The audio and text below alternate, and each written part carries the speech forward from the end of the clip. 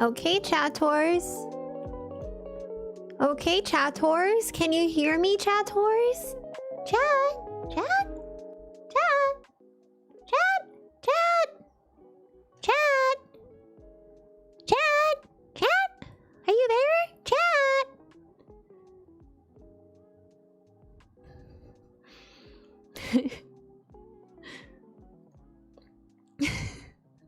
Hello.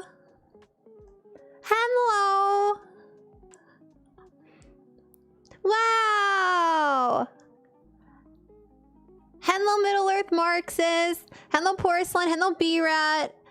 Hello, Stoic. Hello, Shireen. Hello, Nair. Hello, Bonbon. Hello, Killeron. Hello, Ellie. Hello, Sarah Rose. Hello, Mazil. Hello, is it Garrick? Hello, Garrick. Hello, Ladtrek. Hello, Nicotine. Hello, Fresso. Hello, Good Ghost. Hello, Ants. Hello, CQT. CQT. Hello, miss you. Oh, I miss you too. What? You miss me? What? Hello, Ill Kelly Kid. I am a chatter and can hear. Hello, Chazardus.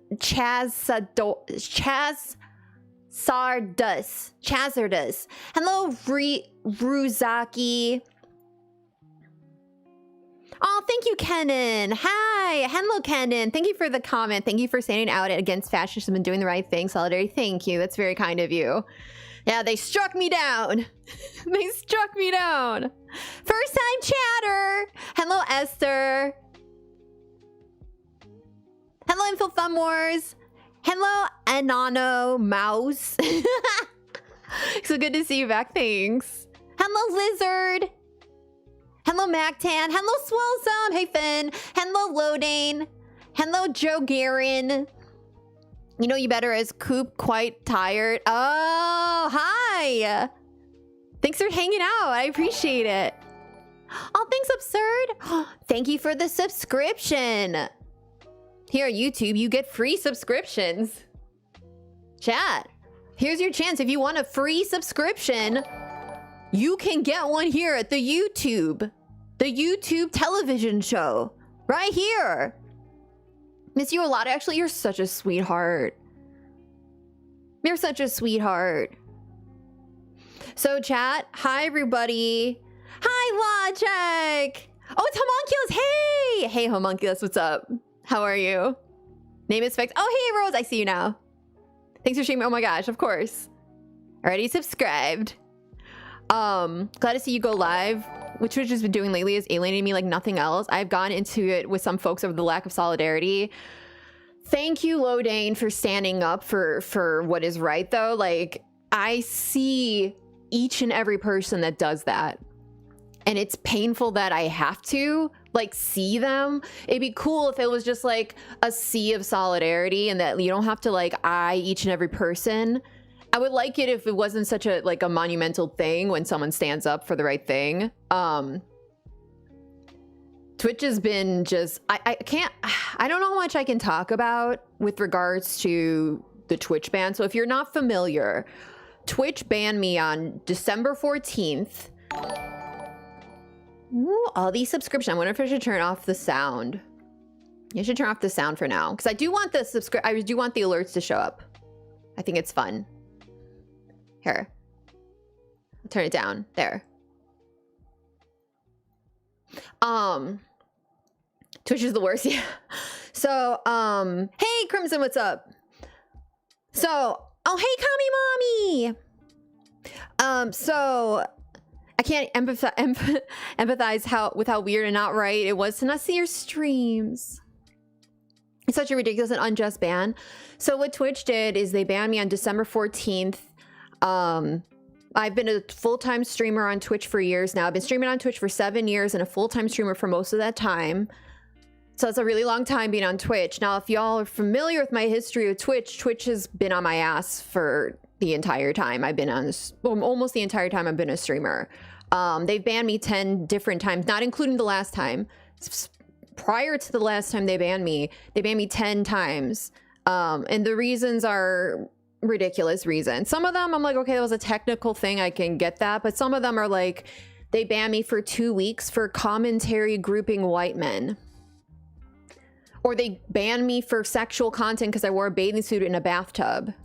And then they later made a category for people wearing bathing suits in tubs. So like, it's been just like a lot of abuse. I've been feeling very abused by the platform.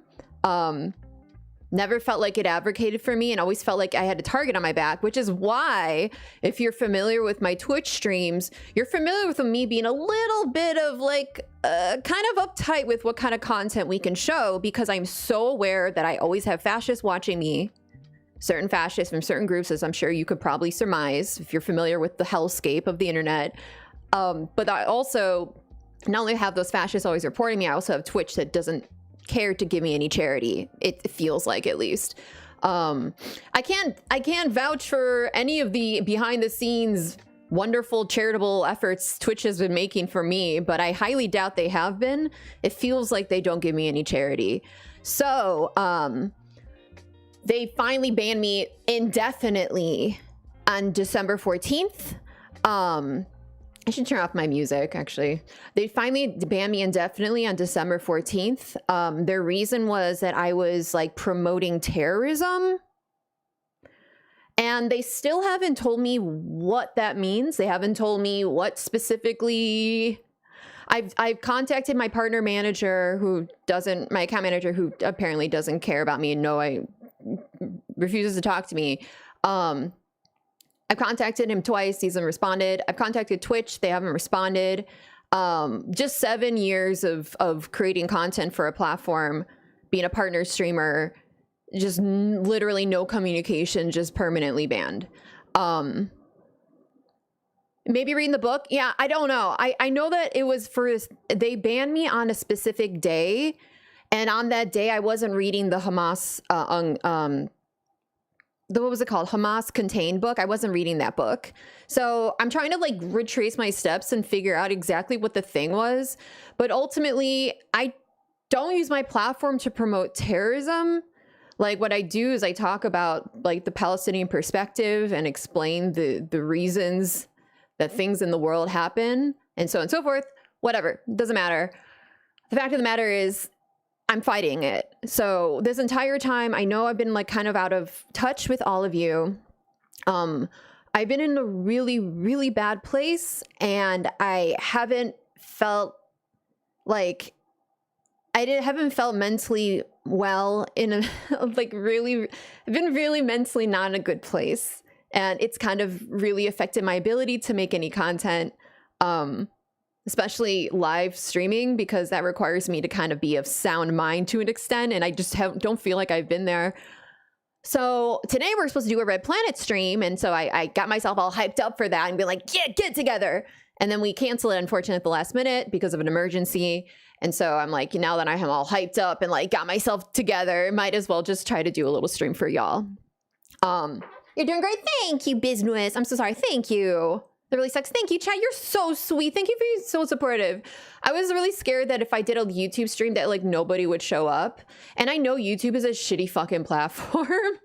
I understand that. I'm gonna continue talking about like the deal with like the ban in a second. But I do want to say that if anyone knows of like you know how fascists have their own little like streaming site where they have their own little like where they'll like pipe in from Twitch or from YouTube onto that site, so anyone can just go to that site and see.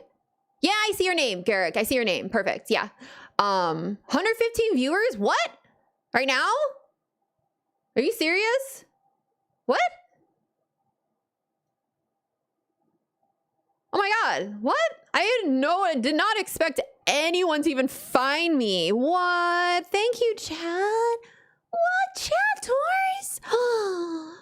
Chatters is for little me? Can I just say, chat, did I not tell you that you only get one string bean in this world? And that one day, that string bean will be gone.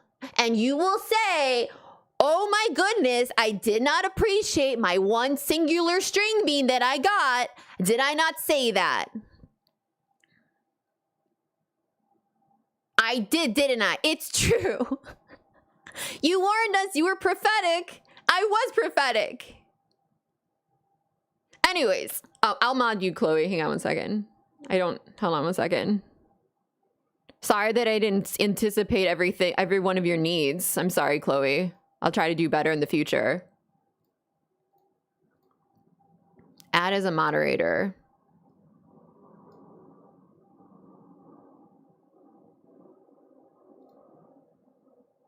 There's two kinds of moderators, and I don't know which one to pick. I'm just gonna pick the more, I don't know. Thank you for holding yourself accountable. Well, I don't hold myself accountable for any of my transphobic yoga racist streamering, and I certainly don't hold myself accountable for all the terrorism. Wait, hold on one second. Where's my sarcasm thing? Shit. Where's my sarcasm text? Here, there. This is sarcasm. That was sarcasm, everyone. I'm aware that I'm a femoid, and femoids are not allowed to make the joke. But I am daring to do such a thing here on the Kira Chat show. Nair for mod? Mod. I'm not gonna mod Nair. Hey, Arie. It's not yoga racism, it's the grappler. She's gonna get chip clamped again. Oh, wait, you think managing moderator might allow us to ban based on what I'm reading rather than standard moderator? Then how come I can't ban? I'm the streamer. This is such a weird platform. Anyways, so fascists use this their own little like streaming kind of like ecosystem. So like if they're banned from one platform, it doesn't really matter that much because, I mean, it does matter, but it still doesn't matter as much because people can just go to that. It's like going to like a website just to watch your favorite streamer, and instead of going to that, it's like going to like someone's personal website. Like if I had like a kirachats.com or something like that you would go there to see me. I think we should set up something. I have no idea the technical crap that gets involved in this, but I was thinking that like, I don't think I'm going to be the last person. I'm certainly not the first, and I'm certainly not going to be the last person that's going to be reprimanded for solidarity with Palestinians or any other marginalized group that's considered like the bad group to be associated with, you know, the group that can get you labeled a terrorist or labeled or whatever, right? If you advocate for them. I'm thinking that it'd be a good idea to create one of those ecosystems that is highly vetted. Meaning, like, we don't just let anybody on the site. We don't just let, like, whoever wants to fucking do their show. Like, it would be extremely vetted, but, like, it would be nice to have some sort of, like, landing pad for far left radicals like myself that people can go to and watch streams that doesn't involve just, like, going first and foremost through a place like Twitch. Even if it was hosted on Twitch, it wouldn't. You know what I mean? Like it wouldn't require the discovery, strictly speaking, like going to Twitch, because that's the frustration I'm feeling right now is how I have to like round up all my community that has been scattered and try to get them here, hoping that they follow me on social media, hoping that they join my Discord before the ban. Because if they haven't, then they don't know where I am. They can't find me anymore, right? Which is why I always urge you to like subscribe to my shit, so you have like your hands in multiple places, and that way you can find me if something goes wrong. I would love this a human rights focused platform. Yeah. And even though the streaming, like the actual streaming site, would ultimately be like a Twitch or YouTube, we'll use their shit. It wouldn't be the place you type in to go to. And so if I get banned from, for instance, if I get banned from Twitch, which I have, I can just instead start streaming again from YouTube. Now the discovery is different, obviously, because people will find me first and foremost if they haven't found me already, they'll find me through YouTube. So there's obviously definite downsides to being banned off a platform, but I think it would mitigate a lot of those downsides if we were to have like a landing pad that people could go to. I don't know. It's just something I've been thinking about. Again, I don't know what the technical shit that goes into making something like that, or how much money it would cost. But I think it'd be a really good idea. And plus, another reason I think it'd be a good idea is because I'm not a fan of like the chat situation here on YouTube. It seems like it's very like, oh, thank you, Mary Beth Luster. Thank you for the subscription. That'd be such a helpful tool. Yeah, yeah. Do you know, y'all remember web rings? Oh, I don't know if anything was ever as effective as that. I don't know what a web ring is. Only Kira's.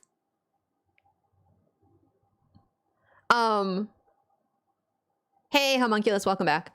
Everyone go follow everything. Yeah, everyone follow everything on my Kira Chat's link tree. We are all obsessed with you, Kira. I doubt you lost much following. Oh, it's so sweet. Yeah, so like if you see, like I know there's probably more advanced ways that we could work the YouTube chat. Like we could do, I hear there's emotes that can be used. I hear that's a thing. I just feel maybe it's something I just need to adjust to, but it feels like very, like, I don't know. It feels very boomer. It doesn't feel like it feels like an afterthought. Like, okay, we'll make a chat. Fine. It feels weird. It doesn't feel like, how do you add a person if they have a space in their name? I don't know how to do that. Let me try it actually. Let's try right now. Oh, so you can tab it. But that's weird. I don't know. It's weird. It feels boomer. So like it would be cool if we had our own dedicated like landing pad where you can find like far left streamers. When I say far left, I don't want to just say leftist because I'm sick and like I don't know what that even means anymore. There are a number of leftists that I thought were my friends that haven't said shit since I've been permanently indefinitely suspended from Twitch. These are the same people that I have like supported in the past and in a multitude of ways, and it's just been really kind of not great. And these same people are like still going around scolding people and like the right language to use when talking about genocide and stuff. It's just like, I don't want to associate with those people. I don't want to associate with them. Hey, hello, Captain Bubaru. That really sucks, yeah. I've had meltdowns on some of those people. I wonder if there are some similar people loading. Because we operate in like different circles, but we do have some like, obviously we have some crossover. Stream was like, thank you for liking my stream. What? You like my stream? My little stream? My little stream. Yeah, it's an indefinite suspension. Yeah, so right now, I don't know how much I'm allowed to talk about, but I just will say that I'm trying to fight it. Twitch has not been cooperative at all, like through all my efforts to reach out through a multitude of ways. So how far this needs to be escalated. I mean, I'm not trying to escalate anything. I just want my channel back. That's all I want, but they're not cooperating. So I'll keep y'all in the loop as much as I can. Yeah. Streamer on my TV. Oh, chat, make sure to like the stream. It actually does help with discoverability. It does? Okay, everyone like this stream. That's your job, chat. Give back, chat.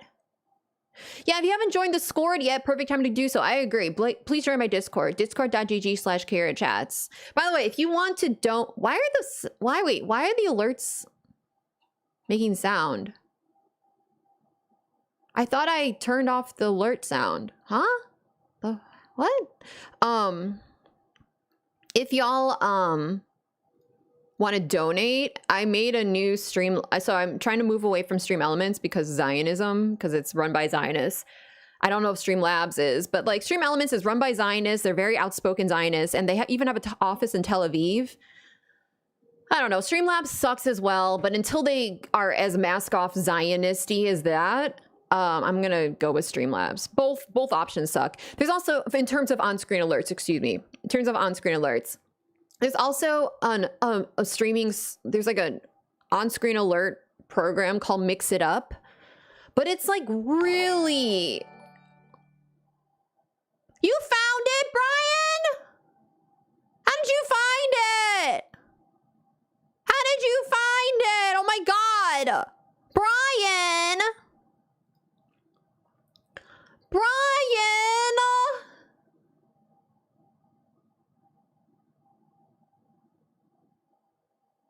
Oh, that actually didn't link. Good job.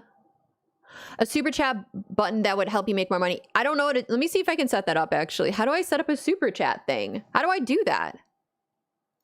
I don't know how to do that. Literally, where do I go? Chat, have you ever tried doing anything on YouTube as a creator? I've gone so... Is my channel monetized yet? I thought my main channel is monetized technically. But like, I don't think I've ever seen a penny of money. It sucks. It super sucks. I've seen join buttons that are pretty much monetized subscriptions. Okay, well, right now we're not going to do any of that, but I'm going to... If you want to donate to me, I appreciate the tips, by the way. It's not me blowing you off. I do appreciate the tips, and I'm going to need all the help in the world to set this up. But in the meantime, there is a place you can donate if you want on-screen alerts to show up. And I don't have a bot set up, so maybe mods can just blink this every 5 minutes or something. It is this. This is the link. Can you even click on that? Yeah, you can. It's a clickable link, right? I uploaded Mario Kart videos to YouTube. Does that make me a creator?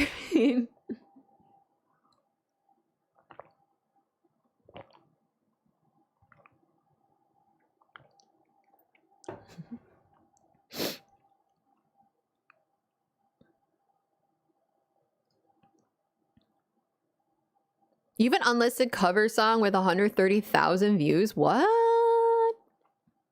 It's a clickable link. Cool. Yeah, so if you want to, I'm not saying you have to, because I wanted this stream just to be kind of like a silly Billy stream. Oh, wait, wrong one. Hang on. Here we go. I wanted this stream to be like a silly Billy stream. But I do want to talk about Palestine a little bit, because I was going to do Red Planet today, but then we had to cancel because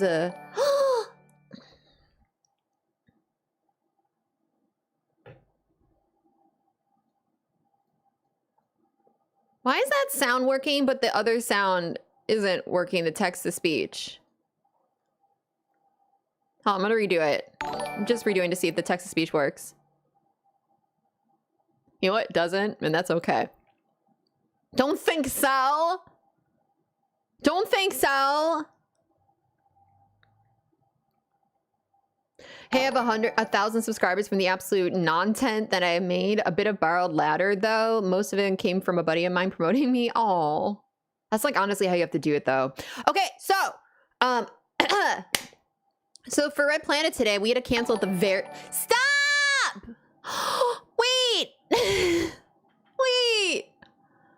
What? Nair, thank you for the $100. We love our one and only, very pretty and kind Strimler who deserves all-out support. Thank you, Nair, for the message, for the very generous donation, the message, and the very cute typo. Very cute typo. You were just so excited to give to your Strambler that you couldn't handle your keys. Your fingers just word faster than you can control them. Oh, my chat! Oh, Chad, you're so sweet. You have no idea how much I've been so stressed out about money. Having like a fucking absolute and utter complete breakdown beyond. I have dealt with so much abuse. If you've been in my community, you've known I've dealt with so much fucking abuse. And this has been the worst. Where my brain has reached levels of damage, psychic damage, that I can physically feel in a very, very strong way, where like I can feel my brain rewiring to adapt to all the horror, the trauma. I can't even explain it to you. So thank you so much for being so supportive. Look at all this sweet chatters. Okay, Thank you, definitely sell for the $10. Thank you, Nair, for the $100. Apologies. Admit? Thank you, apologies. Thank you, apologies. For the $37. And thank you, Garrick, for the $100. Definitely not sell. No, definitely not sell. Thank you. And then, Garrick, that was so sweet. No, I 100% get it. That literally describes my brain adapting to my disability over the last year. Oh, it's awful. It's so awful. Thank you, Frazzle. You're so sweet. Thank you, Garrick, for the $100. That is super, super, super generous. Thank you. And Huskor, thank you for the $50. No, you cannot spam here because text-to-speech isn't working for some reason, which I'm actually not that upset. Should we turn it on? Do you want me to turn on text-to-speech? I donated 25, but it looks like the alerts aren't working quite the same. You did? Oh yeah, I can see it. We're not doing mobiles. No, we're not playing fucking mobiles. No. Okay, text-to-speech settings. Oh, they're disabled. All right, I'm just putting on the default ones. I'm just putting on default text-to-speech. Any rewiring your brain does to avoid pain is not necessarily beneficial in the long run. No, I 100% agree. I have what I can only describe as CPTSD. I have never been officially diagnosed, but like all my symptoms line up with the abuses that I've experienced off of the fucking internet on my job. And I'm sure contributed by my real world trauma. I don't think it's like not contributing to it. But it's not something like I now cannot, I'm damaged. And it's not like a what kills you makes you stronger type thing. Like in a way, I'm kind of stronger in some ways, but in other ways, I'm very much damaged and cannot cope with certain things anymore. Like noises will instantly trigger me. Like just it's not, it's I don't think we can teach YouTube chat's favorite game on here, but here you go anyway. Oh, it's a lady. Oh. Oh my. Oh my. Oh goodness. Oh. Hello. Ooh. Oh. That's a nice voice. Very nice voice. Thank you, Crimson, for the $100. Thank you. What mumble is? Shh. Shh. My spouse has CPTSD. CPTSD King. Sorry, CPTSD. I don't even know. Thank you, Crimson. I don't think we can teach YouTube chat's favorite game on here. Oh my goodness, look at all the subscribers. Thank you for subscribing. Wish I can turn off the sounds for those. Hold on, let me see something. Because I don't need the sounds for those. Save. Yeah, we just need the alert. Use CPTSD, yeah. All right, let's try that. Next person that subscribes, hopefully it'll not make sound because I want the sounds for only the people that pay. And Divine, thank you for the $10. Missed you and missed the community. Glad everyone's back. Yeah, I'm so blown away that y'all are here. I've been so like, I don't want to stay on YouTube. I don't know, but like having y'all here is like, I can't even express to you how I did not see this coming. I thought maybe like 20 people showing up. I didn't think that so many people would show up, and I so appreciate it because it makes me feel very comforted. Lawtrek, thank you for the $25, Lawtrek. What? Sweet little $25 from my sweet little Lawtrek. CPTSD can all be confused with autism. Trust me, this is something that I don't know if you're joking or not, but I don't think it's like a thing I'm confused about. Anyways, tab complete doesn't work. I don't know how this shit works. This is why I'm like suggesting that we get Miss Dribbler's transcends the platform, thanks. That's why I've been suggesting that we get like a separate external landing pad that people can go to. We can have our emotes and we can have our custom whatever, but it would take some sort of computer whiz to set it up, and I am not a computer whiz. We have to get a front end person, a back end person. You know, what have you. Does such a person exist? I bet there are some dweebs in chat. I hope so. Any nerds in chat? I'm not a nerd, but maybe there are some nerds in chat. All kinds of ends. Okay. So what I was saying before is, yeah, so Twitch indefinitely banned me. We're working on, we're trying to fight the ban. I would love to give you more information, but I'm always trying to, because I'm working with a lawyer, I'm trying to figure out like exactly how much I can talk about. So I'm not really positive how much I'm allowed to talk about, but just know that we're taking this very seriously and I'm trying to do everything I can to get my channel back. In the meantime, we're going to do what we can. We're going to try to pick up the pieces, and I really appreciate y'all being here. So, I want to talk a little bit about Palestine, I guess.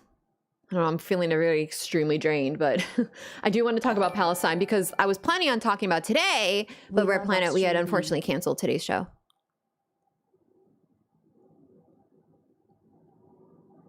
What just happened? Alex, thank you for the $10. We love our string bean. What?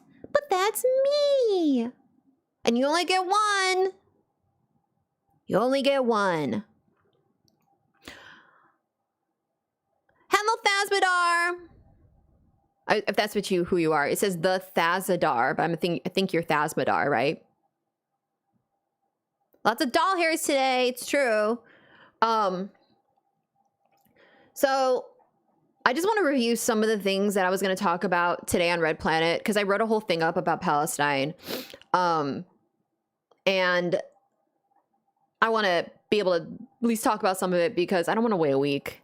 Or I'll go over some of it again next week, but I do want to talk about it right now. I don't have a good scene set up, though, for going over news. So let me put up a little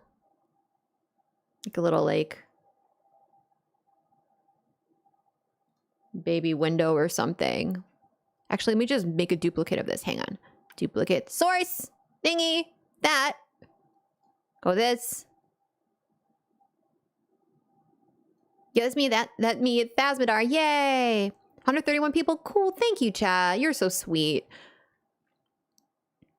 Also, if like being on YouTube has kind of been like forcing me to have to contend with the existence of YouTube. And as a result, I think that I'm going to look into, I think I'm going to look into making pay more attention to my channel. You know, I don't really pay attention to my channel at all. And I think it's probably a good thing that if I did, because, one, if I ever get back to Twitch, I'm not going to be saving my VODs. I'm just not going to be doing it. It's just, that Fascists reported a VOD. I've had my VODs reported before. 4-pixel pussy. Remember that meme, 4-pixel pussy? Where Twitch banned me for days later for like one frame of what they use a magnifying glass and were like, is that pussy? That was because of my VODs being available. So like in the future, like it feels like it's just allowing me to be, it just makes me very vulnerable. So if I were to even get back on Twitch, I would probably put all my videos on YouTube. So I might as well just contend with the existence of YouTube and do something with it. But now that I'm here and I'm very much involved in it, I don't know, I'm considering making a little bit more of an official, not just like exporting my existing content, but maybe tweaking it a little bit more, making it a little bit more, you know, more polished and whatever. I don't know.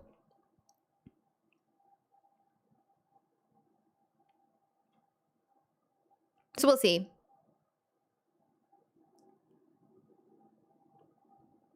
Okay, so some things I want to talk about today. This is kind of older news, but it's important. So who here has heard about the 3 Israeli hostages that the IOF killed? Press 1. If you have heard of it, of course. Don't just press 1. Don't be one of those people. Don't be one of those oneers. We may need a socials command, though. I don't know what YouTube's content guidelines regarding spicy links is. Yeah, yeah, I agree. I think YouTube is the second biggest search engine right behind Google. So yeah, I will go ahead and flesh out that channel. I think you're right. I just really hate making static content. Like I just hid like a ton of videos that I made on YouTube because like it doesn't like me from like it's so uncomfortable. Like me from months ago, not months ago, but like a year ago or so, even months ago, I learned so much. I'm always trying to learn, which is like a really admirable trait, I suppose, but also makes me constantly cringe at who I just was before I knew a new thing. Sometimes the new things you learn is like, are more like technical and you're like, oh, that's, you didn't know that thing before and now you do. And it's so it's embarrassing that you didn't know it. It kind of undermines your credibility. If you're publicly like publishing and keeping up content where you don't know something that you should. But sometimes the things that you don't know are really meaningful and completely alter your approach to a topic or your, you know, the content that you like, the person you are. If you're familiar with my history, you're probably aware that I've had a lot of experience like learning and changing who I am. Yeah, it's been a pretty dramatic change that I've experienced for the past like several years. And so making static content that just sits on the internet and just like anyone for the rest of its existence, people can click on it and just like watch a snapshot of me being very like, I don't know, caring about something and like, and fighting against something else. Like it's just freaks me out. And that's what YouTube is. This is why the live format is something that I find to be very appealing. And like static videos kind of freak me the fuck out because I never feel like they're going to be good enough to stand the test of time. I just don't trust myself that much.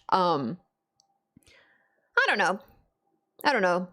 All I have to do is just be perfectly correct in every video I make.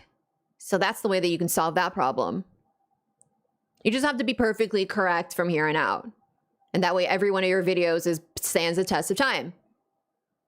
So I just need to do that. But until I accomplish that, that's why I removed all my videos for the most part, except for the Red Planet ones. It just feels weird because like now that I'm directing people to my YouTube channel, I have no idea what's in those videos and they could be fine. I just don't. Bleh. If the world wants to mock you for not knowing something, they're going to find that material and post it regardless. You have control over your channel during the day-to-day, however, net positive. Yeah. But also it's not even just like people canceling me. It's also me. Like I feel if I'm going to be directing people to a channel and they click on my channel and then they're like, oh, what's this video about? And it's just me saying stuff like, I don't know, just sus cringe stuff. Like, you know, like so many of us advocate for Bernie and that did not age well. And I don't think that's like the worst thing in the world to have on the internet, but it doesn't reflect who I am today as someone who rejects Bernie Sanders. Sure, the guy has done some good shit, but like he has outed himself as an absolute like participant in genocide, like refusing to call for a ceasefire. Does he still refuse to call for a ceasefire? Miss Dremler is perfect, so that should be easy. I think it's okay to have imperfections. Ah, you're not. Are you a woman, perchance? Because it's a little different for us women here and exposing ourselves to the world. I think imperfections should be allowed, but I'm also a woman saying that. If you think that I should be allowed to have imperfections, you are now in opposition to the rest of the world that insists that women should be both perfect and also shut up, but also say something, but don't say that thing. Like, I'm not allowed to have, I'm not even allowed to be perfect and then exist because people can then Photoshop a thing that I said. It's happened a ton where people clip chimp me and stuff. So like, they'll create imperfections. Fascists create controversy where there is none. I mean, look at what they just did to, what was that? The president of Harvard? I forgot her name. A black woman who they just created a controversy out of nothing to force her to resign. It's very fucking disgusting shit. Claudine Gay? Okay.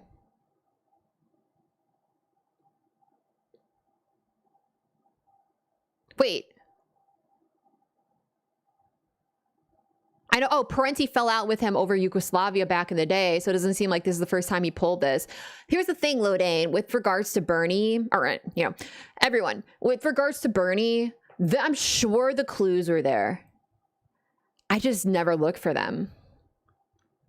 Because I don't want, first of all, I wasn't as based as I was, during Bernie's campaign, I wasn't as based then as I am now, period. That's not a brag. That's just the reality. I can see who I was then. I can see who I am now. And that's a dramatic change. Someone who believed in the validity of electoral politics, who thought volunteering my time for like a liberal was like the correct thing to do, which I do think in a way it was the correct thing to do. But the way that I thought about it wasn't in a oh, I should do this, even if ultimately electoral politics is a waste. I believed in electoral politics. I believed that that was what you should do.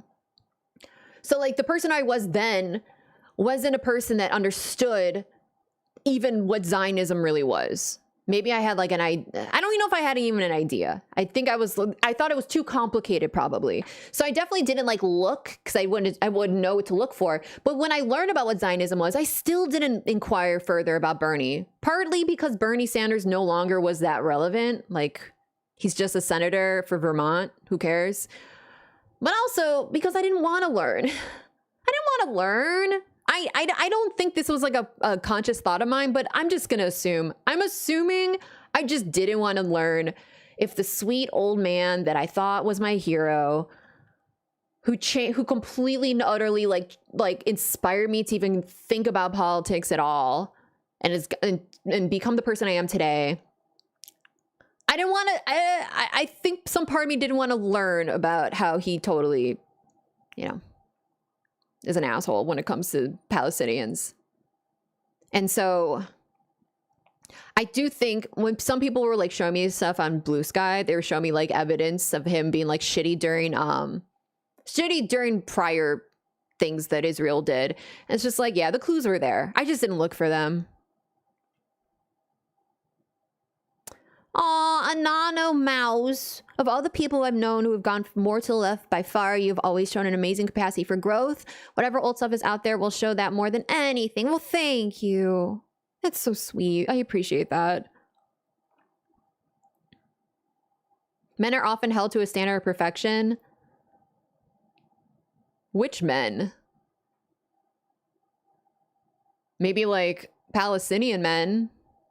Like we're like sure, but like we're talking like different intersections of marginalization. If you are a man, your identity as a man is not one in which you are held to a standard of perfection. If you are, say, a black man, a Palestinian man, for instance, a trans man, a gay man, sure, but then we're not talking about you being a man as being the factor here that is holding you to a standard. It's because of your other intersections of marginalization. But there is no man that is marginalized on the basis of him being a man.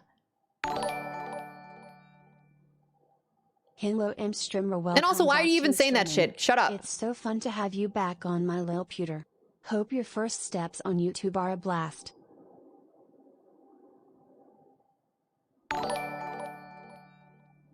Do you think black men are held to a standard of perfection?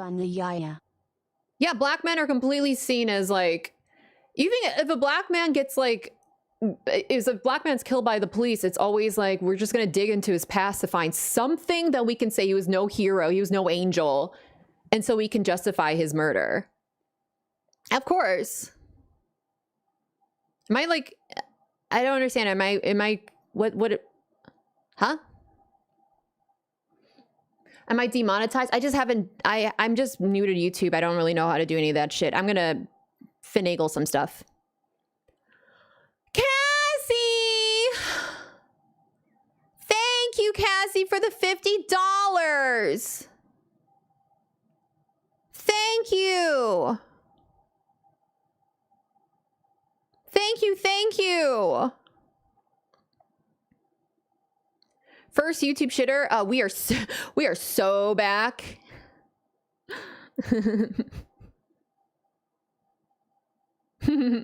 Thank you, Cassie, for the $50.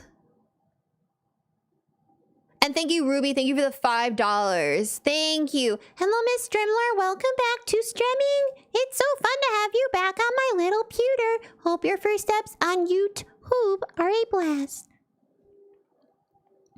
Yes, yes, she believes in leftist ideology. Yeah, shocking. I was banned. Twitch banned me because I'm so far left that they called me a terrorist. So yeah. Yeah, I believe in the leftist ideology, actually. Sorry for slow dono, was being bimbo. It's not your fault. It's not easy to figure out what the hell to donate to me now. But yeah, black men are actually marginalized. This may shock some of you.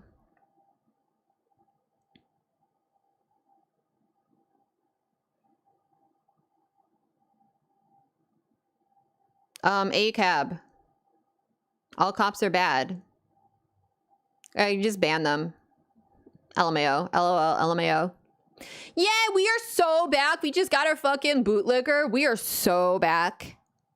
We are so back. What am I, a communist anarchist? I call myself a communist. But like a lot of the, so like for me, I think of anarchism as communism. Just like, I don't think it, listen, I know when people say anarchist or communist, they're making a distinction between anarchists and I guess Marxist Leninists or something. I'm not really sure what they mean by communist, because ultimately anarchism is looking for communism, right? That's, anarchists are for communism. My understanding, at least, is a person who is trying to read more and more. I'll just show you the book that I'm reading actually right now to give you, yeah, I'll show you in a second. But yeah, I call myself a communist, even though a lot of anarchism does appeal to me and it's very eye-opening and very educational. Like, I don't know. I'm kind of one of those people that can probably vibe with everyone from Marxist Leninists to to anarchists, because I can fuck with a lot of that shit, but I'm not as dogmatic to the point where I actually, like, I don't know, start fighting with people or something. You think I'm strong anarchist leanings?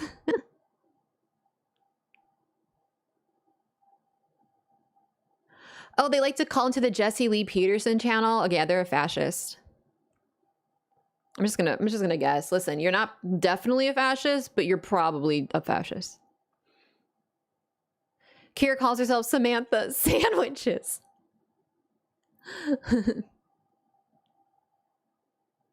The anarchist communists pursue the same goal in the end, but they differ in the method. Yeah, but yeah.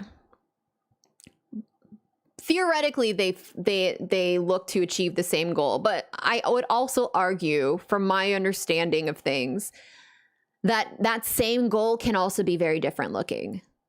Like, what a communist utopia, if we can get to like the very, very, very end, like beyond all of the setup and all of the things all the things have withered away. We are at the final boss. We are at the final thing, right? I think that those realities do look different between quote unquote communists and anarchists, even if they're both considered communists, from at least some people. I can't speak for everybody, but I have seen enough difference of opinion there. So yeah, I don't know. But let me show you the book that I'm reading right now.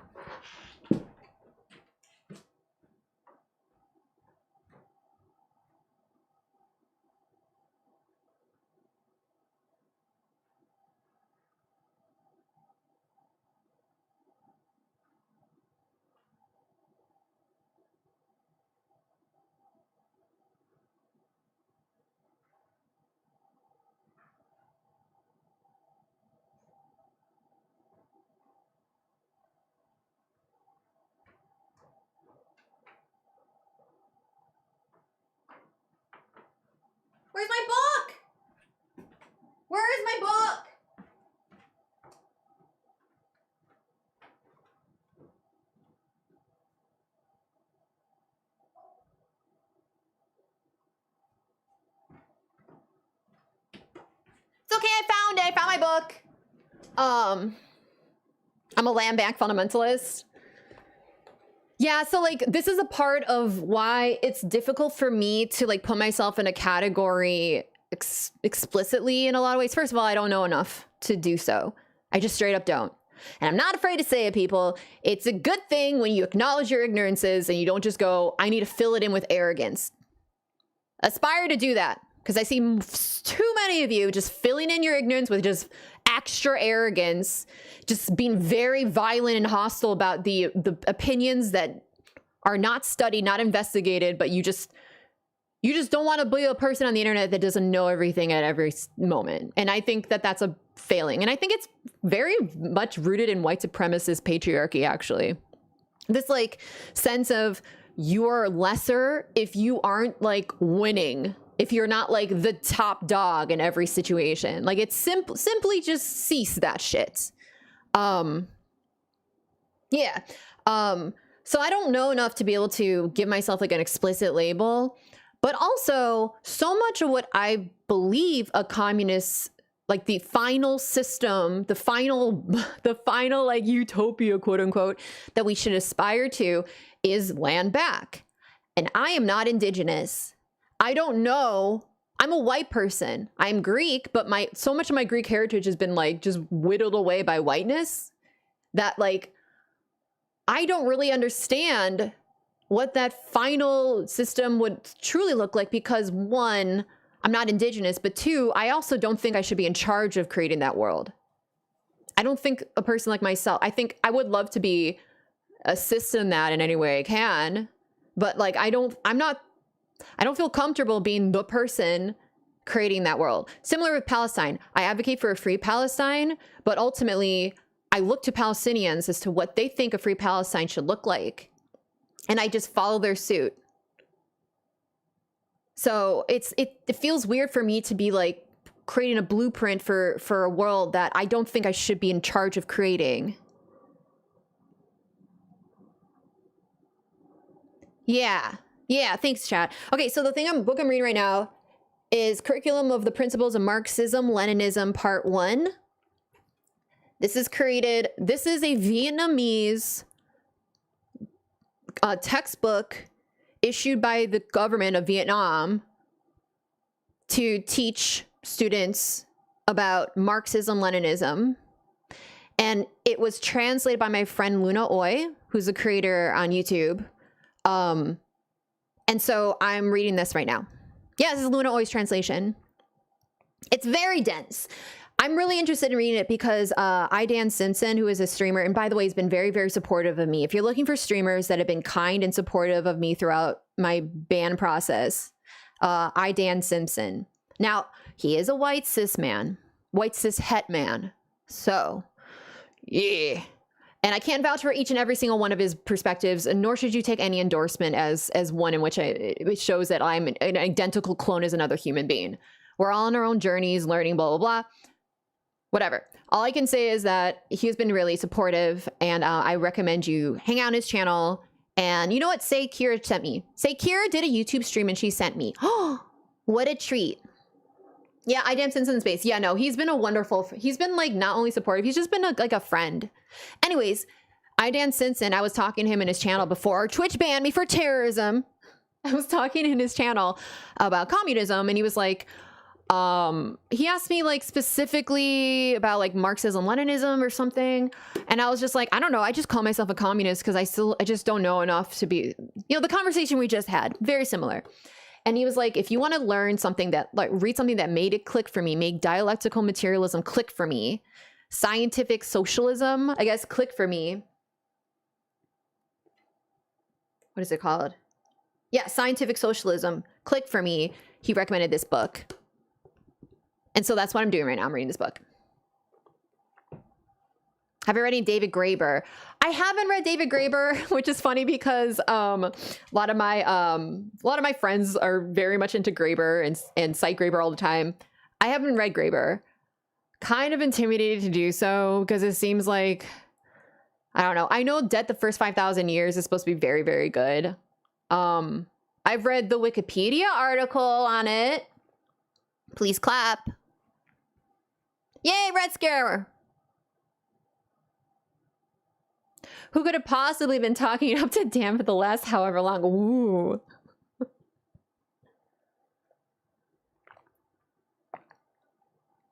The reason, chat, I know I'm notorious for never reading anything, but the reason I've been reading is because I've been hanging out with ML Guy, the guy I met at in a dating app, and then we just became really good friends. So I've been he's like my one friend, the one friend I have that I actually been hanging out with, and he's been so ridiculously supportive through all this, like ridiculously supportive.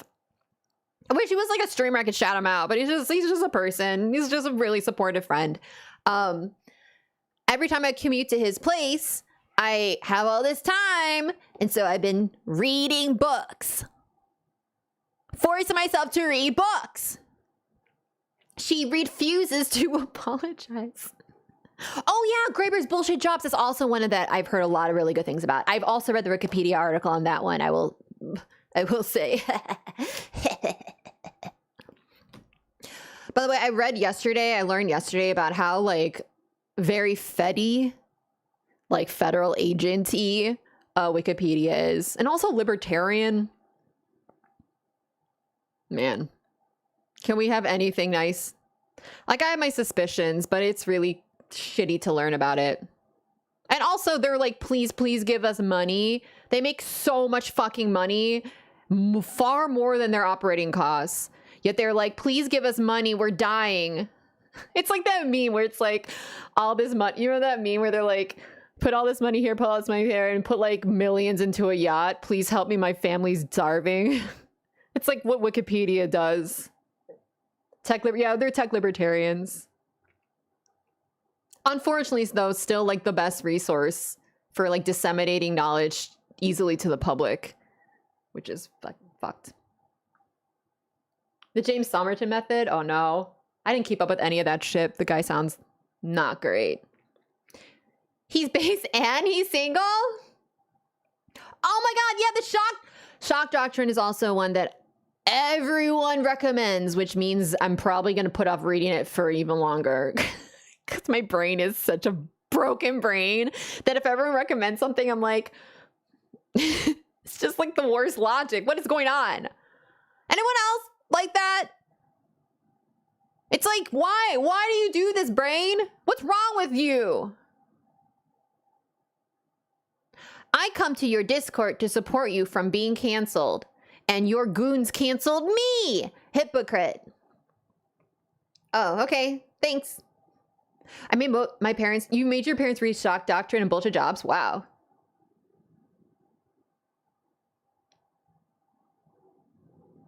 He did the exact same thing. That's why H. Bomber decided to go ahead with his takedown. He was making a mint and pleading poverty.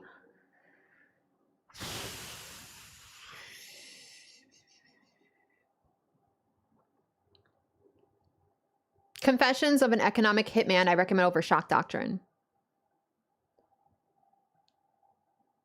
Huh. Anyways, so that's what I'm reading right now. And I'm hoping with more information, more knowledge, I'll be able to better answer your question about anarchism versus communism. Not that this will answer that question per se, but it'll at least give me a little bit. I don't know what dialectical materialism is, and I'm sick and tired of not knowing it, because honestly, it's getting embarrassing at this point. It's honestly embarrassing at this point. So,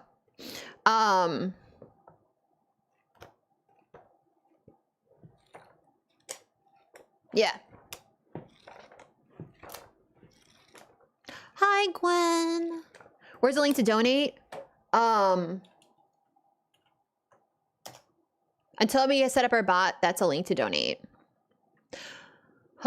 Okay. Are we gonna talk about news? What's going on here? We just had a whole deviation. We had to divert because someone couldn't believe that Black people are discriminated against in our society.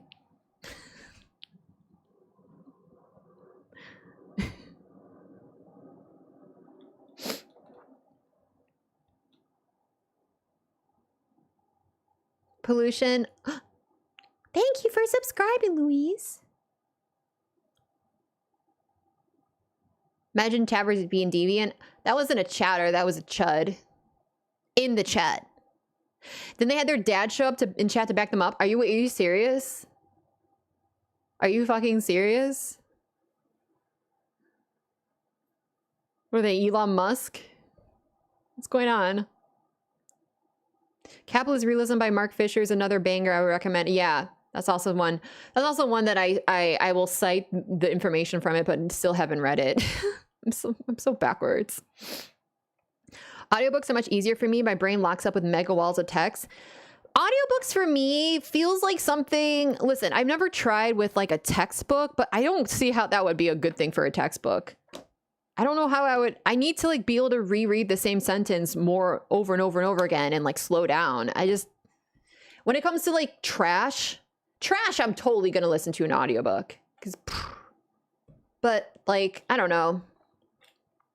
Yeah, I can't focus with audiobooks. I can see myself like my brain just not working. Okay. Good Alexis! to see you back, Miss Streamer.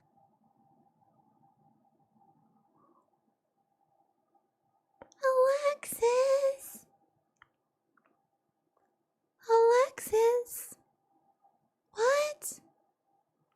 What? $100 from Alexis. Hey, Dithron, what's up? Welcome. How many Mubbles rounds is that? Mubbles rounds? Listen, this may be the chat, but is this chat unionized? I don't think so. Show me your union badge. Show me your union badge. I don't see it. Where's the union badge? If you're not familiar, my chat is unionized against me, but in my Twitch chat. And so as a result, they made all these agreements. Like if the chat donated $200 within a certain amount of time, then they would get to play a round of a garbage video game that they love. Oh, it's actually getting ready for bed. Saw you were live and decided to say hi. I appreciate it. I appreciate it. It's in our hearts. It's not. This is our onion badge. Chloe, don't eat that. Don't eat that, Chloe. Offline donos don't count for mobbles. Offline donos do not count for mobbles, though. Anyways, let's get to the news. And no, onions are not badges. Alexis, thank you so much for the $100. You're ridiculous. I so appreciate it. Onions. Okay, so chat. We're never gonna. I feel like I can't even get into talking about Palestine right now.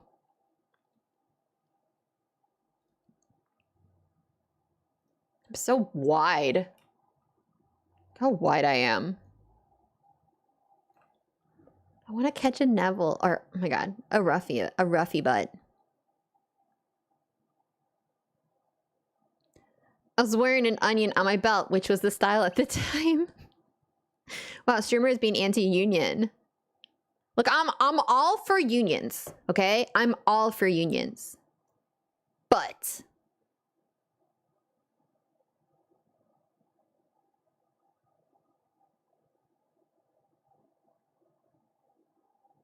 see, I do this a lot. See? I do this a lot. I put my finger up. This is like a very common move for me. Starting to realize I do a lot of pointing up. Okay, so if y'all didn't hear about this, I'm going to tell you about it right now. Actually, let me just pull up my Red Planet notes. So I can just read my Red Planet notes. She just wants to hold a vote, guys. She's not anti-union. She's pro-democracy.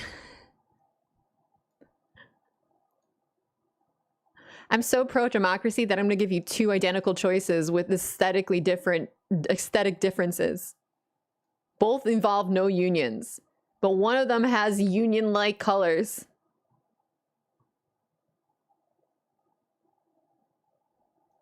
Okay.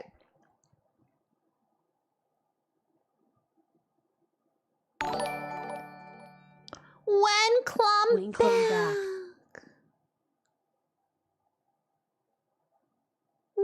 I'm back. Oh, that's true, Aria. Yeah, yes, this is true. Thank you, Ghost. What? What? Ghost gave me $50? What? Okay. Face red heart shape. This is such a the victim comment. Face red heart shape. Face red heart shape. Face.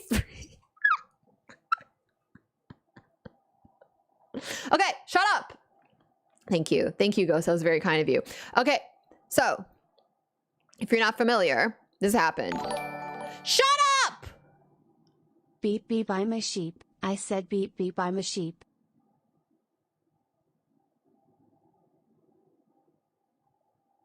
Mm-hmm. I just realized you can't do the ma emote here. Ha ha ha. Wise words. Wise words. Thank you, Just Johnny, for the 10 doll hairs.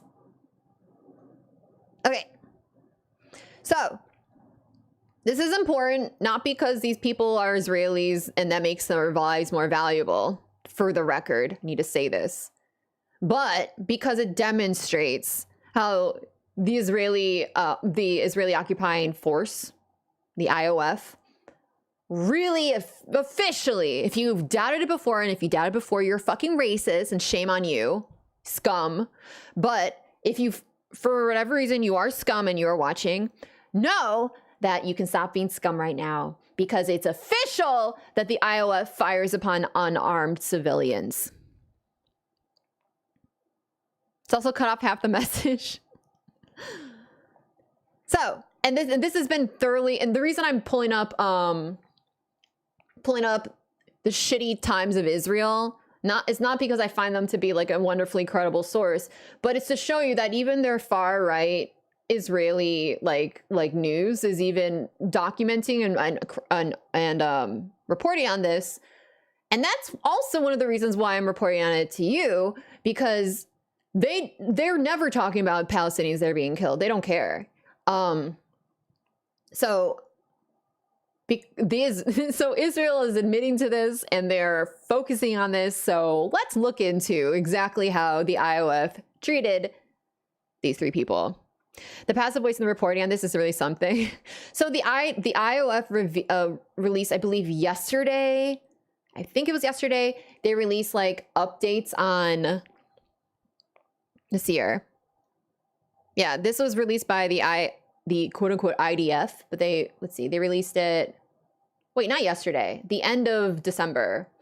So they investigated their murdering of 3 hostages, circumstances of the deaths of 3 hostages from IDF fire. Okay, all right. They got there in the end. So just some things you need to know about this. Hold on, I got too many tabs open. So these are 3 Israeli hostages. They were trying to escape Hamas captivity, or at least Palestinian resistance captivity. It's not always Hamas that's holding people. They were shirtless, speaking Hebrew, and holding white flags of surrender. These are Israeli hostages, so definitely civilians, right? They were shirtless, so they were visibly unable to have arms unless they put them in their like pants pockets or something, but they're clearly don't have arms on them. Shirtless and holding white flags of surrender, which is the universal sign for, hey, don't kill me. I am not, I don't, it's surrender. What am I going to say? So these are details that I'm about to tell you that were just recently released by the IOF. No, the IOF, the IDF, whatever, don't call them IDF. The IOF is obviously extraordinarily biased towards itself, which means if it happens to come up with details that are incriminating itself, that means that 1, there's probably a buttload of other shit that they're not talking about, 1, and 2, that means that they really fucked up. So this is what the IOF says. 5 days before the hostages were killed, the IOF unit heard cries of help in a building where they had engaged in a gun battle with Palestinian fighters. The unit decided that the cries were like a trick by Hamas, and they suspected the building was booby-trapped, which oftentimes these buildings are booby-trapped. So they did not search it, and instead they just directed fire from helicopters and tanks towards it. So already we're seeing a fuck up. This is not the thing that killed these 3 hostages, for the record. They heard these cries for help, and they decided to not investigate and instead just fire upon the building.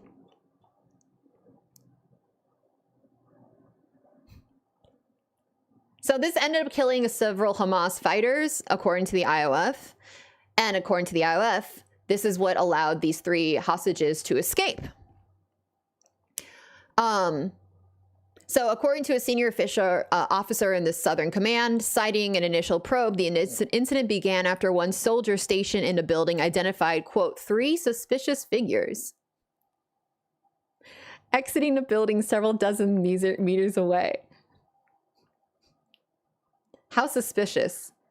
Someone is alive and we are present. That's extremely suspicious. Everyone should be murdered when we're around. We're the IOF. What is suspicious about 3 hostages? All 3 were shirtless. One of the figures carried a stick with a makeshift white flag, according to the investigation. The soldier who believed the men moving toward him was an attempt by Hamas to lure IOF soldiers into a trap, immediately opened fire and shouted, "Terrorists!" to the other forces. According to the probe, the soldier killed 2 of the men, while the third, who was hit and wounded, fled back into the building from which he came.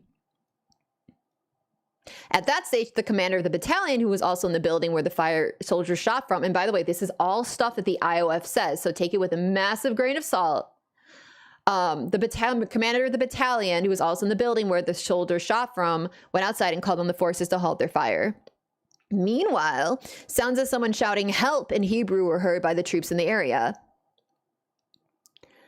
And then this is now revealed by the investigation by the IOF. So this is what the IOF says. So this might be an underball, a low ball. Underball. This might be a low ball of time, but the IOF revealed in the probe a few like in the end of December that they said that 15 minutes elapsed between killing the first 2 hostages and then killing the 3rd hostage. So it wasn't like the first 2 were killed in what they described to be a confusing frenzy of extremely racist, armed to the teeth IOF soldiers and the suspicious people, aka alive people, in front of the IOF. Sure, okay, fine. Obviously still horrible, but then they waited 15 minutes and were like, let's fucking kill the last one. The article on stream only shows the headline. Yeah, I know. I'm only showing this because I'm telling you about what happened. I'm not gonna, yeah, this is intentional. Because I'm walking you through it. So after 15 minutes, the 3rd man came out of the building, to which he fled. Another soldier opened fire at him and killed him. Now, a day before they were killed, the military identified signs saying SOS and help 3 hostages in the area. And this was in Hebrew, I believe. And this is the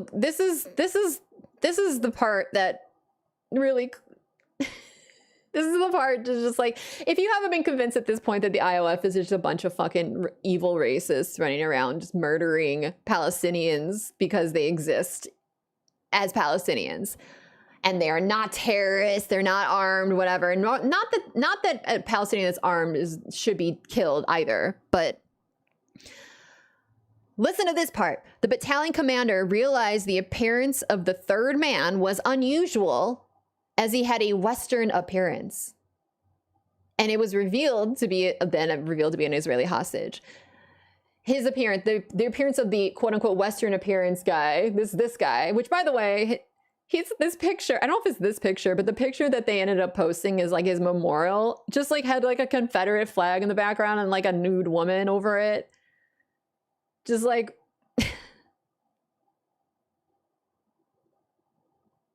take that and just make your own assumptions. But because this man was pale and had red hair, they're like, wow, What a Western looking person. Let's investigate. Meaning that if it weren't for this person's appearance, nothing would ever be investigated. Meaning they frequently are just mowing down Palestinians and never caring. Because even if those Palestinians are armed, even if those Palestinians hold white flags, which Palestinians have been documented as holding white flags and being killed by Israel. So like,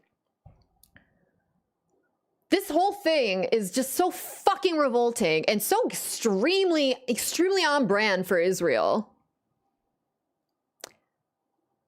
Under the laws of war, this is Sari Bashi, who's a Human Rights Watch program director. Not really a big fan of Human Rights Watch, but again, when your institutions that serve imperialism are even criticizing the actions of Israel, that should tell you something. Quote, under the laws of war, people are presumed to be civilians. There needs to be strong information to suggest that they are not before you can kill them.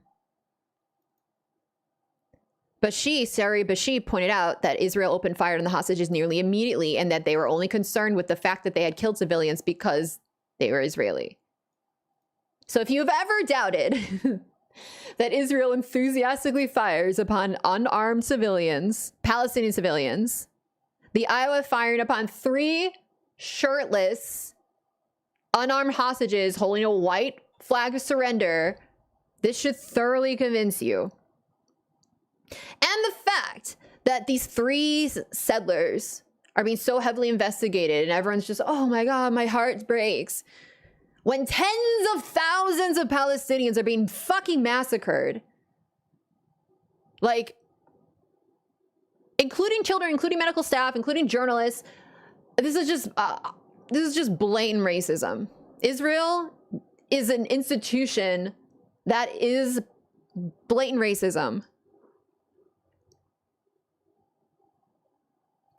And yeah, thank you, Cassie, for that comment. Like, all the films and stuff prepare you for brutal, efficient evil, but it's just a bunch of fucking dipshits committing atrocities. It's literally just a fucking bunch of dipshits that are just dressed in uniform so you feel like they're official, but they're fucking dipshits. Like, do you ever interact with dipshits in the real world? Now that person just gets to have a gun and gets to kill you with impunity. This isn't like some... Not that being like a fancy pants, well-oiled machine would make this any less unethical, but it's somehow just more disgusting when you realize it is just a fucking bunch of dipshits.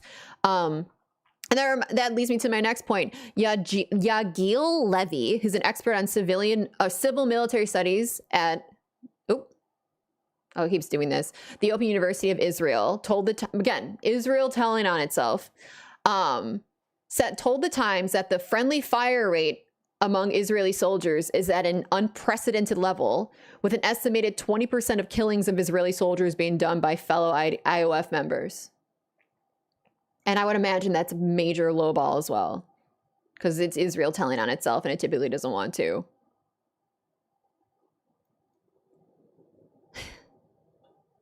Middle managers with guns, yeah. Yeah, 18-year-olds hopped up on Call of Duty. And just like frothing at the mouth, they can't wait to kill brown people.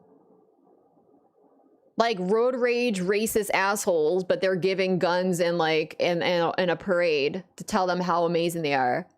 And fucking billions and billions and billions of dollars in armament. Anyways, so that's one of the stories I wanted to cover. This should tell you without a doubt. If you doubted before, you're a fucking monster. But without a doubt, Israel is in fact just willy-nilly, just having a. You know what it reminds me of? It reminds me of canned hunting. Canned hunting is not that as a vegan, obviously I'm not pro hunting, but like canned hunting is another level of gross, where animals are kept in a fenced area. And people are just given a gun, and then the animals can't escape it anywhere, and they're just hunting the animals in a caged area. It's considered a form of recreation. And that's the impression I get when I see what Israel's doing to Palestinians. And when you see the types of language that Israel uses about Palestinians, calling them animals, etc., etc., to me, it feels very, very similar. Because where can they go? Where can Palestinians go? They were, oh God, I've been looking at, I'm going to try to, if you follow me on Blue Sky, I'm going to try to take I've been trying to step away from reporting so much on Palestine because my mental health is really, really bad right now. With this Twitch ban, it's been, because it's my whole livelihood, it's my whole career that I'm like now fighting to try to regain. And I so appreciate you being here because this makes me feel like it's not all is not lost. You know, YouTube sucks, but maybe we can figure out something. But my mental health has been really bad. I don't want to go into too much detail, but some of the people closer to me know it's been really, really bad. So, and I feel this really strong obligation to have to witness genocide. I feel this very strong obligation to at the very least witness and report on what is happening using my tax dollars, so on and so forth. Even if it wasn't my tax dollars, it doesn't, you know, it still is important that we as humans, at the very least, witness the horrors that our other siblings are experiencing. But I'm trying hard to resist that urge because my mental health is really bad right now. So if you've noticed that I haven't been posting as much about like the play-by-play horrors that are occurring in Palestine, it's because of that. I will probably get back to it eventually, but I just can't right now. But the little that I have seen, because I can't help myself, the little that I have seen in the interim, it just reminds me of like the can hunting thing I just told you. Like, so recently Israel keeps displacing Palestinians. They keep like pushing millions of people into one spot, pushing millions of people in another spot. Obviously, people are always left behind. Those people get massacred. But then the new place that Palestinians are being herded to by Israel is also bombed. So the can hunting thing that I was telling you, it just really makes me think of like what Israel has just recently done, because they just displaced Palestinians from Khan Younis, which is in central Gaza. They pushed them out of Khan Younis, pushed them to Rafah. If you're familiar with the geography of Palestine, Rafah is in southern Palestine and it borders Egypt. So when you hear about the Rafah border, that's the little sliver of border between Egypt and Gaza, which, by the way, Egypt is still not allowing Palestinians through unless they pay a hefty fee and jump through a bunch of hoops. I believe that fee is now up to $9,000 per Palestinian. At least the last I checked a few weeks ago, according to somebody's GoFundMe. Before that, it was $7,000, according to a bunch of Palestinians. Note that Palestinians, specifically Gazans, are among the poorest people on the planet. You and I would have a hell of a fucking time finding $9,000 in the middle of a genocide, sleeping in a tent. Who knows what condition you're in? Who knows what the hell is going on with you? Who knows? I'm just, fuck Egypt. Like, fuck the Egyptian government so fucking hard. They continue to be traitors to Palestinians. It's vile. Did you know that prior to this, even now, but prior to this as well, Egypt was participating in the blockade with Israel to try to maintain good, normalizing relations with Israel. So they participated in the Gaza blockade, maintaining the open-air prison aspects of Gaza with Israel, but also would snipe Palestinians that would go too far out into the Mediterranean Sea. If they're trying to go fishing, they would kill them. Them and Israel would participate together in killing Palestinians that would just float too far out into water, into nature. Like, fuck the Egyptian government. I say the Egyptian government, I'm sure there's asshole Egyptians, but like, so many Egyptians are very supportive of Palestinians and they're like disgusted what their government's doing. Like, they're protesting and everything. I just want to make it clear that like, I'm talking about the Egyptian government right now. Rosa.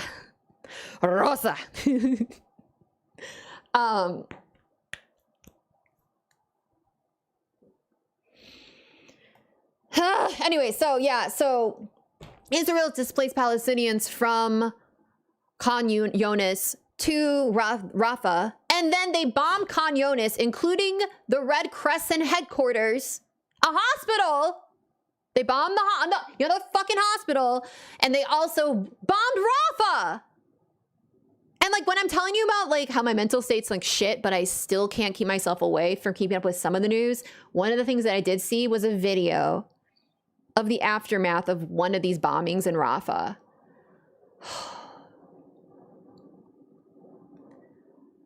Like we're talking Palestinians just lying in the street, brain matter on the ground. Palestinians going by, trying to quickly survey which Palestinian they can help save. These aren't medical experts. These are just you and me. Like in the snap judgment, trying to make life or death decisions, looking down and being like, should I bother saving you, or should I not bother in like, you know, la-di-da way, but like, I only have so much time to save a person, giving whatever I can, whatever resources I can, which is like CPR.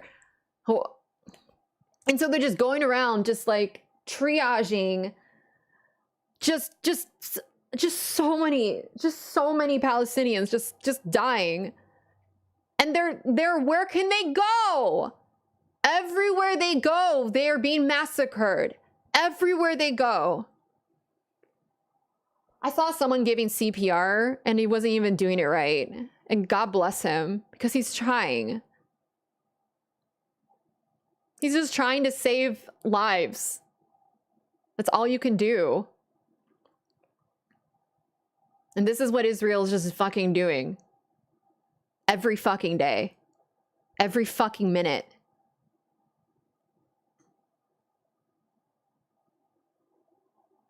Oh, I'm sorry. Was that terrorism? Did I just do a terrorism? I apologize. How dare I?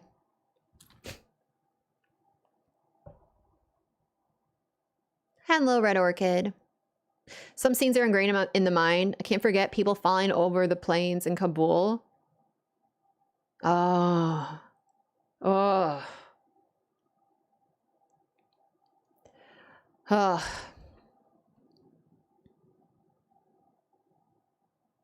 So yeah, when I was telling you about the dispossession, the poverty of Gazans, and how they prior to the escalated genocide against Palestinians, because Israel's been genociding Palestinians since the Nakba, since prior to the Nakba, but let's be conservative and say since the Nakba, since 1948 officially, but prior to that they were too. The escalated genocide, which has occurred since October 7th. Prior to that, Gazans were among the poorest people in the world, most dispossessed people in the world. Even then, Israel has been going house to house, Palestinian to Palestinian, and robbing them. There was just a recent report done by the Euromed Human Rights Monitor that showed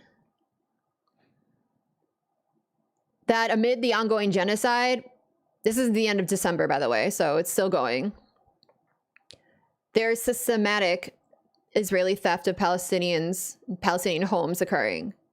Israeli soldiers are stealing from Palestinians in Gaza, including laptops, gold, large quantities of cash. Is the amount that they've stolen is an estimated tens of millions of dollars. For me, it's the incubators. Yeah, that one's fucking rough. That one's fucking rough. 25 million? Oh. And remember that Israel is one of the fucking most lucrative, like richest countries. They're given free fucking billions of dollars. Just billions upon billions of dollars to remain afloat and like bougie. So like, we're talking an absolutely asymmetrical scenario. Stealing from one of the poorest, most dispossessed, oppressed populations in the world by one of the most privileged, fucking swimming in cash, fucking occupying entities of the world.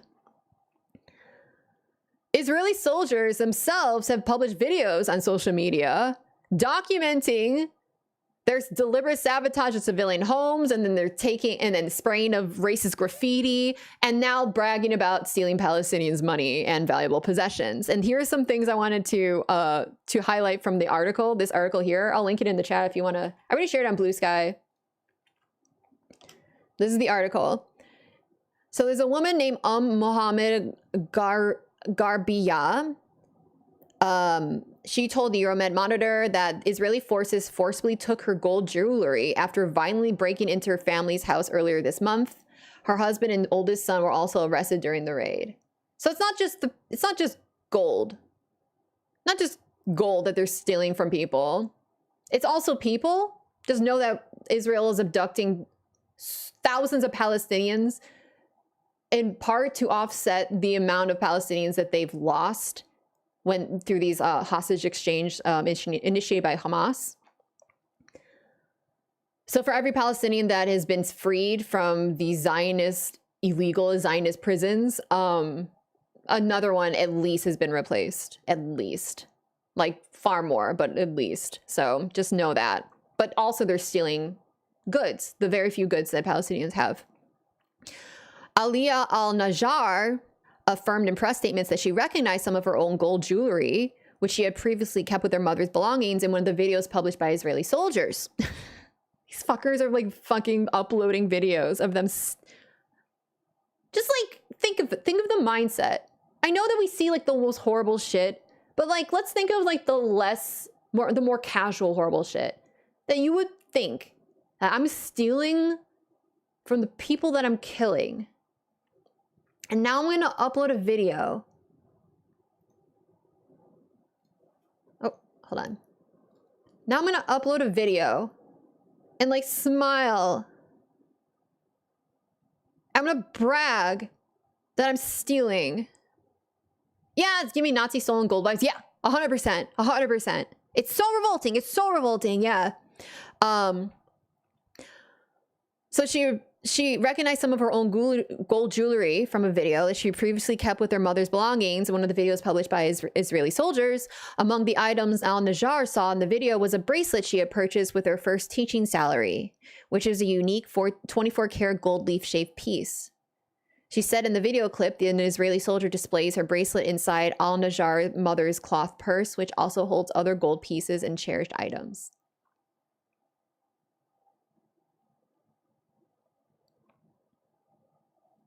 Another Israeli soldier appears in a video showing off a silver necklace that says "Made in Gaza," promising to give it to his girlfriend, while additional footage shows a different soldier carrying a guitar and singing above the debris of demolished homes in the Gaza Strip.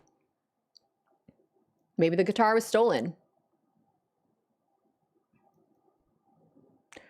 Can I just tell you that the ghoulishness of standing on like the demolished homes and singing and having a wonderful time when we know for a fact that Palestinians are still trapped under that rubble.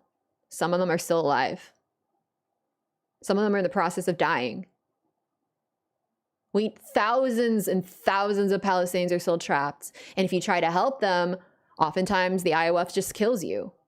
So you have to flee. Like, how can you even, I can't. This is why I'm so fucking aggressive. I should be more aggressive, honestly, but I'm trying my best to like maintain my mental health right now.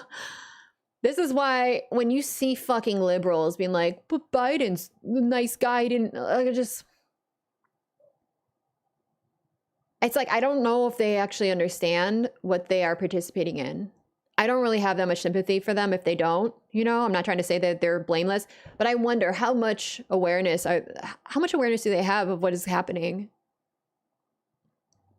It is up to you to make yourself aware. This is why I keep witnessing as much as I can, even if it fucking hurts. Then I'm trying to take some breaks right now and get back to it. But like, I never want to be one of those people. I never want to be one of those people. Someone who doesn't take this shit seriously. Someone who like has to be like reminded. Has to be reminded about genocide. Has to be like, excuse me, by the way, this is what's happening. And then, of course, the obvious result of that confrontation is the person doesn't learn. Please, Kira, use the proper nomenclature. Genocide Joe. I'm so sorry. It isn't a war. It's a genocide. If you're going to use the word war, say war on Gaza. War on Palestine. But it's not a war in a traditional sense. It's a war on maybe a civilian population, a population of refugees. But it's not a traditional war. Palestine doesn't have a military. The asymmetry is fucking palpable, as we've made extraordinarily clear throughout this, right? This is a bully, a mammothly huge, well-armed bully that is continually oppressing and genociding refugees, that it has turned into refugees. This is not a war. Genocide G.I. Joe? Is this anything? The G in G.I. Joe stands for genocide. The I don't know. I wonder how the Holocaust survivors view the things happening in Gaza. There's a lot of them that are like extraordinarily like, this is the shit that I went through. They're like, this is a genocide, period. And they're so, I can't speak for all of them, but I've seen enough of them say this. And also they're horrified that their trauma, their families, like the horrors their family had to endure, that they survived, are being used to continually fuel more of this, which I can't even imagine what's like experiencing that. Genocide instigator Joseph. All right, the last thing I want to talk about, this is the part that's a little less like heartbreaking, but a little bit more like thinky think. It's all heartbreaking, don't get me wrong. This is getting a little more geopolitics, and if you're into geopolitics, you can fill in the gaps here. Find the balance, Kara. I'm also trying to. Yeah. I just wish there was more people on Blue Sky that were I don't know. I feel like a pressure to have to be a person that disseminates a lot of information because I have a high follower count there. And a lot of people have like told me that they really appreciate my updates and blah, blah, blah. I don't know. And I appreciate those compliments. It makes me feel important and useful. And this pales in comparison, by the way, to prior to October 7th. I've told my community this a number of times. When I post anything about Palestine, it gets like such low engagement. Like no one fucking cares about Palestine. They might care for a second, like they cared for a second in 2021. And then they stop caring immediately after once it stops being trendy. And I feel like that, and I really don't want that to happen again. But I'm really used to like no one caring about me talking about Palestine. Or people care, but then they care in the opposite way in which they try to get me banned off of Twitch. Which, by the way, now that I am banned on Twitch, know that this has been a thing that fascists have been trying to get me banned off of Twitch. They've been trying to say that I'm a terrorist, that I'm threatening to nuke Israel. If you ever see jokes in my community about she has nukes, it's because fascists tried to get me banned off of Twitch prior because I said abolish Israel. And they're like, at Twitch, oh, you see this? At Twitch, trying to report me, but whatever. So yeah, I guess some people in a way cared, but not in the way that I want them to care. They were fascists that were very concerned that someone cared about Palestine. But prior to October 7th, it's just no one cared. Like, whenever I post anything about Palestine, no one fucking cared. If I post a selfie looking cute, people care. No one cares about Palestine. Now, people fucking care. At least more people care. And I really feel like I'm like a really strong moral obligation to like take advantage of that while I can. And so if people say that they want me to keep posting and they appreciate the information I disseminate and I have a high follower count, I want to take advantage of that, which is why it's so fucking frustrating that my mental health is like quite literally not letting me, because I'm actually having some really severe symptoms. I hate this YouTube character limit. Thank fucking God. No more walls of text. No more walls of text.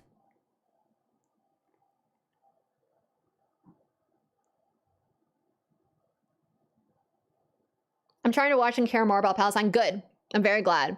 For the people who didn't care before, obviously, it's not for you to like hit yourself and feel bad, but just know what you've been contributing to with your ignorance. I am also a person for most of my life contributing to the ignorance, but just never inquiring, never having the curiosity, and the little curiosity I had was immediately just discarded because people told me it was too complicated, and also don't be an anti-Semite. Because they call you an anti-Semite if you question anything about Israel. So like, and it doesn't mean that you are like an evil plotting, horrible person. Like every day you woke up, you're like, I refuse to learn. But a lot of it's just baked into white supremacy, even the imperial core, especially in America, where you're just encouraged to never even consider that there's a conversation to be had. It's not even a thing to be discussed. I appreciate anyone who's waking up right now. And this is actually one of the reasons why Al-Aqsa flood was initiated on October 7th by Hamas and other Palestinian resistance groups. It's because they were trying to rekindle the flame of the resistance that was being extinguished. That normalization was happening even amongst Palestinians. Normalization of Israel. And in order to re-spark that fervor, October 7th is one of the reasons. So if you are waking up to this reality right now and you're disgusted and horrified, good. And know that it's up to us to have to do something about it. Like Palestinians have been fighting this fight for every single fucking second. We have to fucking step in and do something.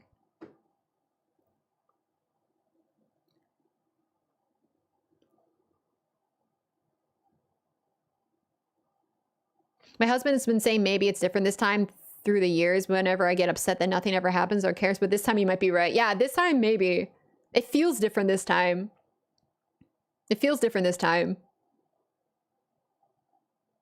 It's so hard walking the tightrope of protecting your mental health and remaining informed and active. Here's the truth. I've said this before. Here's the truth. Your mental health will necessarily be impaired when you engage in awareness of what is happening to Palestinians. Necessarily, your mental health will suffer. That is a thing that just has to occur. And when I say I'm taking a mental health break, first of all, I'm still engaged as much as I can be engaged with what's happening to Palestinians, but also I'm not taking a mental health break because any mental health damage has occurred. It's that the mental health damage that has occurred is actually impairing my ability to further help Palestinians.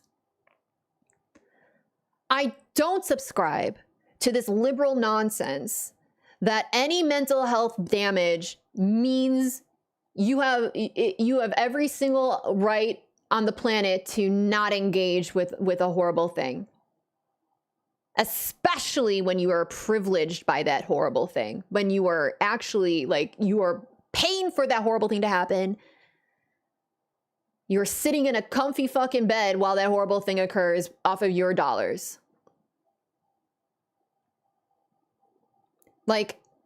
This somehow got mixed up with all of this self-care shit. Self-care good, but at a certain point, it becomes an actual obstacle to actually caring, because anytime you engage in activism, your mental health will be impaired because you have to engage with horrors. Doing anti-racism hurts. It hurts. Anti-imperialism hurts. You have to see the realities of what people go through. If you're doing it right. If you're doing it right, you are in community with those people. You are there for them when they cry. You see the shit that they go through. And hopefully you stand on the, if you have the opportunity, you stand on the line with them, right? You put your body in harm's way. None of this shit is safe. None of this shit is good for your mental health. I just say this because I know I've seen so many of these people that be like, I can't deal with this. It's super stressful. Of course it fucking is. It's genocide. Do you know, there are 1,000, I saw this figure, and this was weeks ago. More than 1,000 Palestinian children, listen to this sentence. This is from weeks ago. more than 1,000 Palestinian children are missing limbs that were amputated without anesthetics. How do you think that happens? Like, how do you think that affects their mental health? How do you think their mental health is doing? How do you think their self-care regimens are going? More than 1,000 children are limbless because they're amputated without anesthetics because of the conditions that Israel's put them in. Their mental health is shit. It's shit. For you to be like, I won't engage in that reality at all because it hurts my serene, like fuck off. You are just saying your privilege, your feelings in the moment, like how privileged can you be? Your privilege and your fifis is more important than a Palestinian's life. I refuse to fucking allow for that shit. When I say mental health break, it's because I'm actually experiencing symptoms, and the people closest to me know I don't want to talk about it here. It's pretty vulnerable. I'm experiencing symptoms that's like threatening my like it's actually like putting me in danger. And I cannot proceed like this. And also I'm experiencing a lot of personal shit, as you probably know, with my whole indefinite suspension thing on Twitch. So we all have our own journeys. We all know what our mental health is capable of, and like when some damage is some damage, but too much damage is actually like putting you in a place where like we're talking like whatever that line is for you, be very honest about where it is. Don't draw it comfortably. Be very honest about, know that engaging this is harmful because of the harm that Israel is. Israel's the one creating the harm, for the record.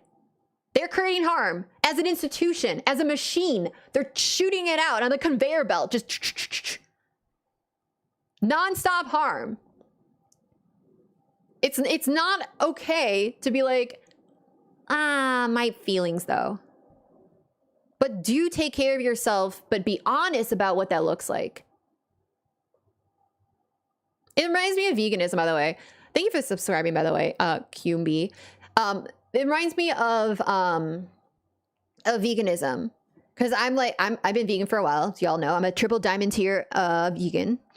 And veganism is insofar as it's reasonable and actionable, reasonable and practicable. That doesn't mean that if you're at a birthday party and they're serving cake and the cake has eggs in it, that it's unreasonable for you to be at a birthday party and not have cake, so you have cake but you call yourself vegan. Like, we're talking like your health is going to be impaired if you don't actually like break your veganism in a situation, not the social pressures or whatever.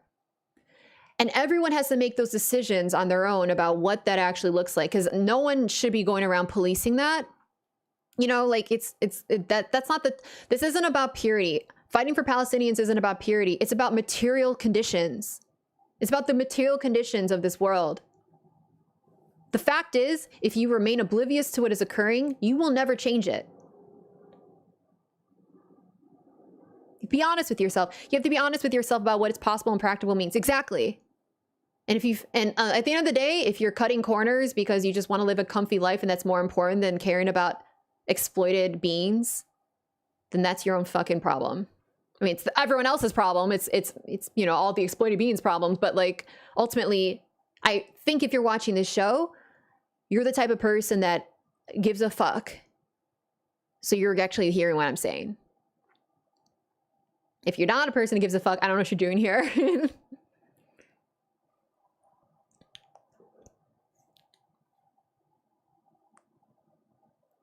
Freeing Palestine were for you. That's true. I had to step away from Palestine, Zionism, Israel 6 or 7 years ago because I literally had an actual clinical mental breakdown. My excessive tendencies for my ASD and ADHD made me self-destruct. Yeah. And I'm not trying to say that any of you have to have like a mental breakdown in order to find it to be like a time where you can step away. But the idea, I'm merely trying to criticize the idea that someone's mental health being impaired in any way is justification to remain oblivious to genocide.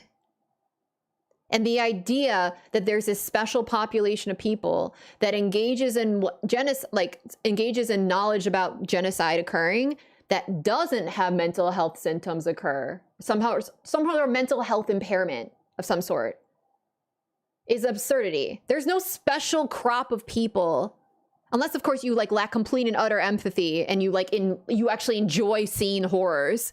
I'm not talking about those people. I'm not talking about those like edge cases. I'm talking about like people, like you, me, people. There's no people like us that see what's occurring to Palestinians and find this to be like not a fucking hugely traumatic thing to witness.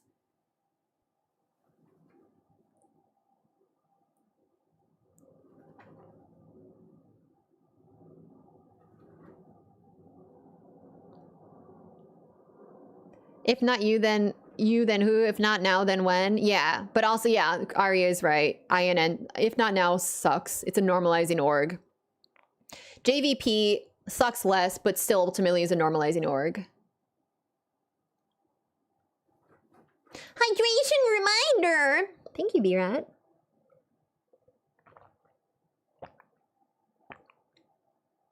You respond to a Chud Israel lover. Okay, last thing I want to talk about. Making you feel down as worlds away from mental breakdown, or making you want to exit stage left, as it were. I think a lot of people that take advantage of the language of social justice, whether or not they know they're doing it maliciously, I don't know. But like, I don't think they're really coming into terms with like what these words mean. When you have like a mental like health breakdown, it's not when you feel sad or you're like, you close your eyes and you see a thing in your head after you saw it. It's not when you cry because you just witnessed a child being murdered.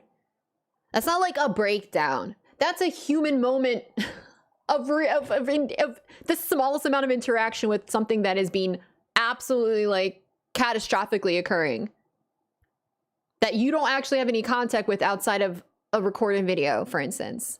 Something that already happened and you're just seeing a very compressed, abstracted visual of. Like, you should be actually upset over this shit.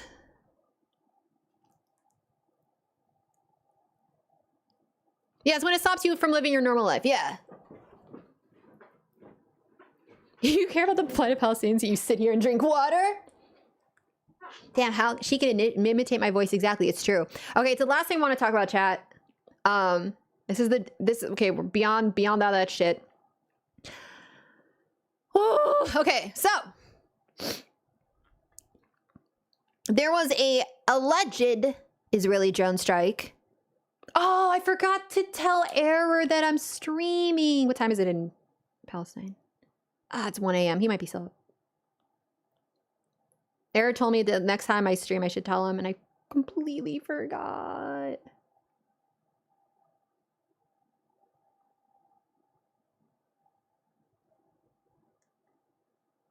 Wasn't where the INN had co-opted that slogan. Yeah, it sucks. Our hearts break. Our hearts are shattered. We light a candle for each and every hostage. Also, Palestinians are killing, that's bad. But our hearts break for the Israeli hostages, and we look for a world. We aspire to a world where Israelis and Palestinians can live side by side in peace and happiness. That's what the INN says. Just fucking shut up! Shut up!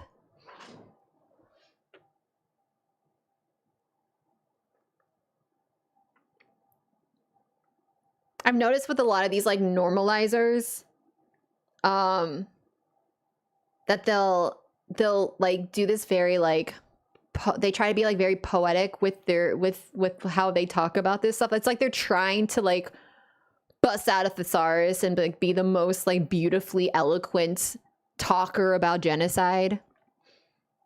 Not even about genocide, about the hostages typically, and then genocide's in there. But like, our hearts shatter as we witness.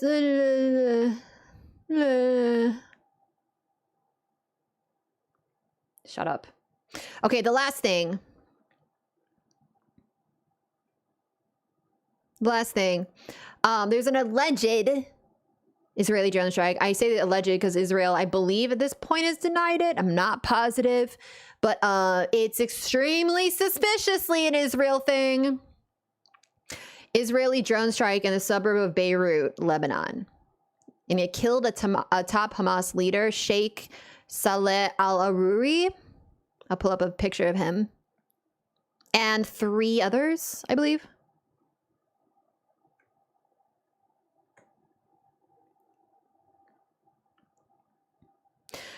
Always found the concern for the hostages so tone deaf. Like whining over 200 people when tens of thousands of Palestinians are dead is just gross. It feels, and I have my thoughts on this. I think a person can be concerned for hostages, but like, let's be fucking, let's be, this is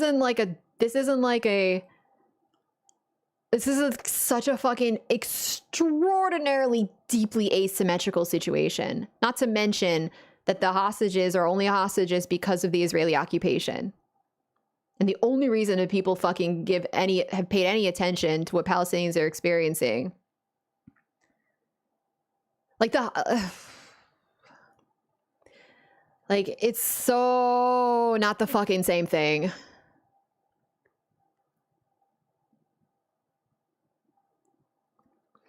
Reading and writing flowery language, that's what it is, flowery language, and posting online makes liberals feel like they have done their good deed for the day, yeah. Harker! Hi! Hi, Harker! Okay, so, it's good to see you, Harker. So this is Saleh al-Aruri, and there was a drone strike, was a week ago, what the hell? What? Oh, why did I have it cropped weird? Whatever. This is him. He's no longer with us. So I'm going to talk about this guy and also the significance of this guy and the significance of his death and tying it to other deaths and maybe even future deaths. So there is an alleged Israeli drone strike in the suburb of Beirut, Lebanon. And it killed a top Hamas leader, Sheikh Saleh al-Aruri, and 3 others. So if you've been paying attention to Israel's bombardment of Gaza, you know that Israel hasn't really earned any significant gains militaristically. Like, sure, they've like flattened blocks and like massacred families and exterminated entire lineages of Palestinians. And they plant flags in places and they brag about stealing and shit, but they're not actually like making any sort of like military wins against the resistance. The resistance continually keeps killing the IOF. The IOF continually is fairly incompetent and just knows how to drop bombs from planes. It's honestly been pretty humiliating for them. And so likely in an effort to try to gain some sort of military win. This is my theory and theory of many. Israel has allegedly bombed a top Hamas leader, al-Aruri, in Beirut. So the reason it's significant it's in Beirut, Lebanon, is Beirut is in central Lebanon, and it's the capital of Lebanon. So prior to this, Israel's been killing... While Israel's been killing Palestinians in Gaza and in the West Bank, Israel's also been killing people in southern Lebanon. And this includes civilians, like they've just been bombing homes and stuff. This includes civilians, this includes journalists, this includes medical centers like hospitals. So they're doing the fucking shit also in southern Lebanon. So the way that is Palestine's here, you got the fucking sea. Wait, how's my camera set up? Yeah, you got the sea here. You got Palestine here. You got Egypt here and you got Lebanon here. So the north Palestine is southern Lebanon. Just to give you a brief idea of like how these are all lined up. And so Hezbollah, which is a militant group out of militant Shia, they're Shia, right? Shia militant group in Lebanon. Hezbollah has been responding, but Hezbollah has been responding to these attacks in a much more restrained fashion than I think they have a lot more teeth that they're not using. Because I think they're trying not to escalate things with Israel, maybe not just yet. And many people have their criticisms of that. Some people find it to be very cowardly of them to not just full on use all their Hezbollah against Israel now that Israel's doing what they're doing to Palestinians. Some people find it to be a very tactical decision. I have no idea. I'm no military expert, but that's just some of the opinions out there. So instead of now bombing southern Lebanon, which they're still doing, Israel bombs a suburb of central Lebanon in the capital of Lebanon, which is a major escalation. This is a major escalation. So the restraint that Hezbollah has shown, many people feel, aka everyone feels, that Hezbollah's restraint is going to ebb considerably right now. I don't know how much. We'll see, though. Now, to give you a little bit of description of who this person is, because this is important shit. Who is Saleh al-Aruri? So he's a senior Hamas official, but he's also a key figure in the coordination of the resistance axis. The resistance axis, we've talked about this before. The resistance axis is a anti-Zionist, anti-West collaboration between a bunch of figures in the Middle East. Iran, my understanding is Iran runs it. Someone correct me if I'm wrong. But it's like an anti-West, anti-Israel military and political coalition led by Iran, and it includes Hezbollah, and includes Syria, and includes a multitude of Palestinian resistance groups. I'm not sure. Maybe does it include Yemen as well? I'm not positive. So Saleh al-Aruri was like the guy that helped coordinate all these people. And he was very close with Iran, specifically Iran's commanders Nasrallah and Saeed Azadi. And there are people who are trying to remain anonymous because they're terrified of being killed. But there are people who very much think that specifically Saeed Azadi will be the next on the hit list. And I'll tell you about other people on the hit list in a second. But keep your eyes open if Saeed Azadi happens to die in the upcoming days, because that's a theory that people have.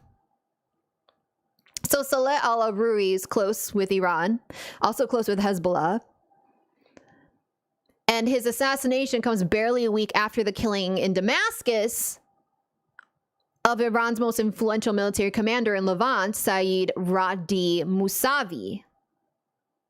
So, and Saeed Radi Mousavi was killed in a suburb as well in Iran. And I believe US and Israel have not, I don't think they've taken responsibility for it. But many observers view that killing on par with the US killing of Qasem Soleimani, who many of you are familiar with. Qasem Soleimani was like the second most popular dude in Iran, murdered 4 years ago, assassinated by Trump, along with a bunch of other Quds Force military personnel. Quds Force is like the military of Iran. And also Israel's targeting of the late Hezbollah military chief Imad Mujniyeh. So it's important to note that al-Aruri, there's a lot of names going around, but are we all keeping up? Are we all keeping up? Sorry, I say the noun for the coalition again. Oh, it's the axis of resistance. Yeah. Soleimani was so beloved in Iran. His life story is pretty cool. Yeah. I want to learn more about his legacy. Soleimani was one of ISIS's biggest enemies. For all the conflation you'll hear Western media do between him and ISIS. Well, you see, Western media thinks brown guy with gun is ISIS, so. Ugh.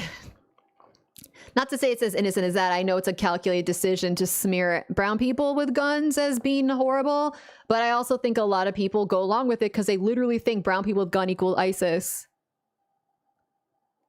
Thanks for reminding me of all the things happened this week, because I'm starting to lose the ability to play scenes in time. Yeah, 100%. I fucking understand. Yes.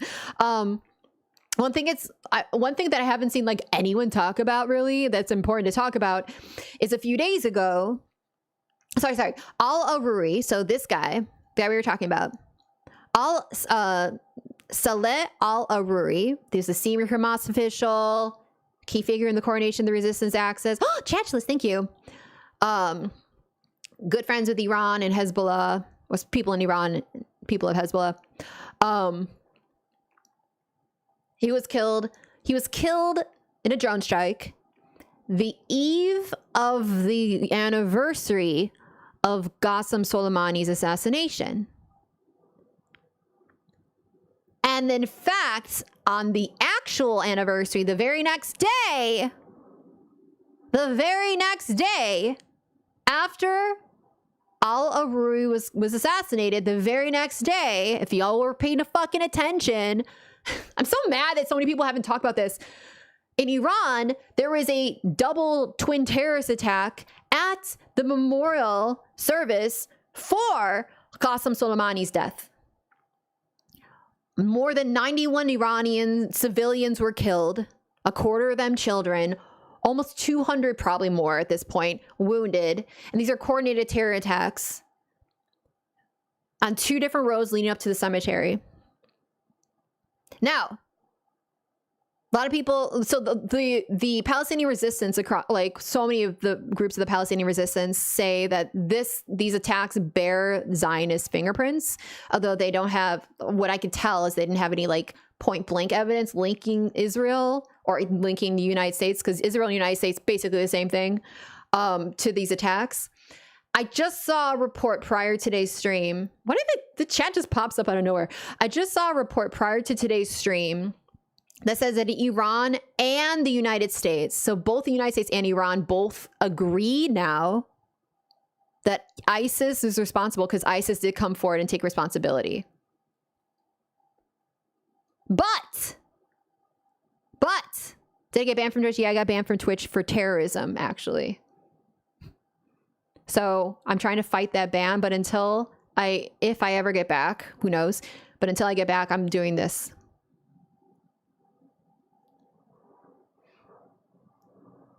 Yeah, if ISIS said it, sure.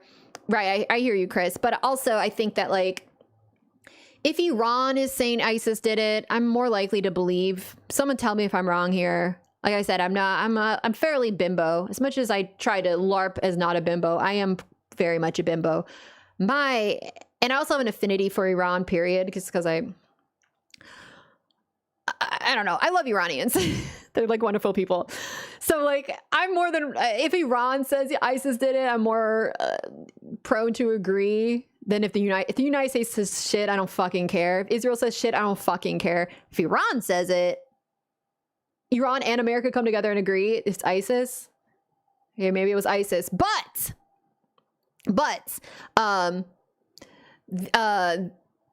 in Iran, the Islamic Revolutionary Guard Corps commander-in-chief, Major General Hossein Salami, said that confirmed the role of ISIS, sure, but laid the ultimate responsibility on Israel and the U.S.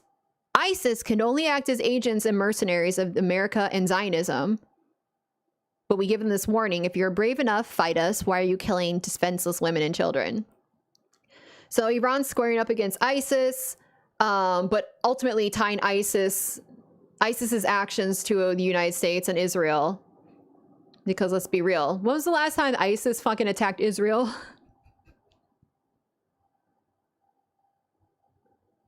Thank you, Mohammed. Never thought you would ever get banned from Twitch ever. You're doing a great job. Thank you.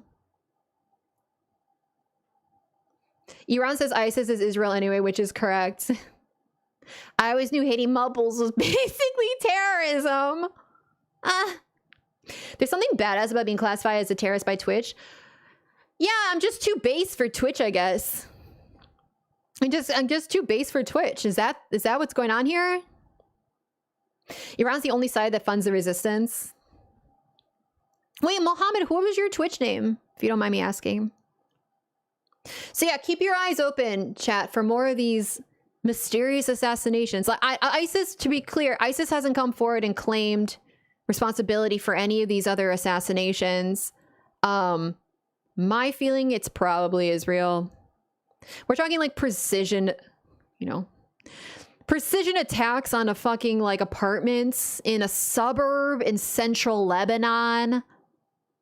Like, but it's not only Israel. It's also United States arming Israel. It's also British intelligence aircraft flying over Lebanon, flying over Palestine to survey, to help with intelligence, something with hostages. Like, whatever. Fuck Britain. They're just fucking gaining intelligence to feed to Israel so Israel can just do Israel things, right? They're never actually about protecting hostages or anything. So like this is like a coordinated effort by the West to be a piece of shit. So whichever one singular figure comes forward or later on is revealed to be responsible, it is effectively the entirety of the West that's responsible for this shit, to be clear. All Five Eyes, yeah.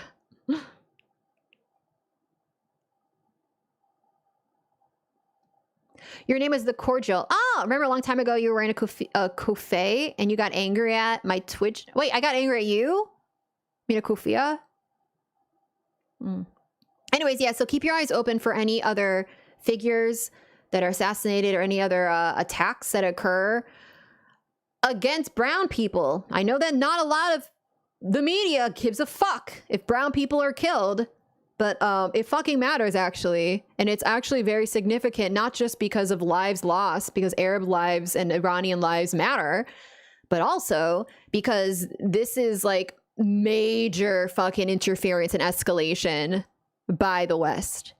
Major interference and escalation. I deleted my account because Twitch is not freedom of speech there. It's not. I'm only on Twitter. Gotcha. Well, I'm glad you're here.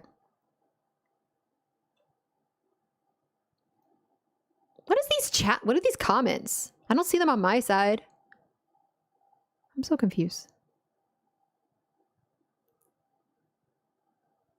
Thank God. Yeah, thank God you found my YouTube. That's the thing. It's like if people don't see my YouTube, then like, what do you know? Anyway, so that's the news I have. That was the stuff that I was going to talk about today on Red Planet. Maybe I'll still talk about some of it. I'll probably touch on some of this stuff next week.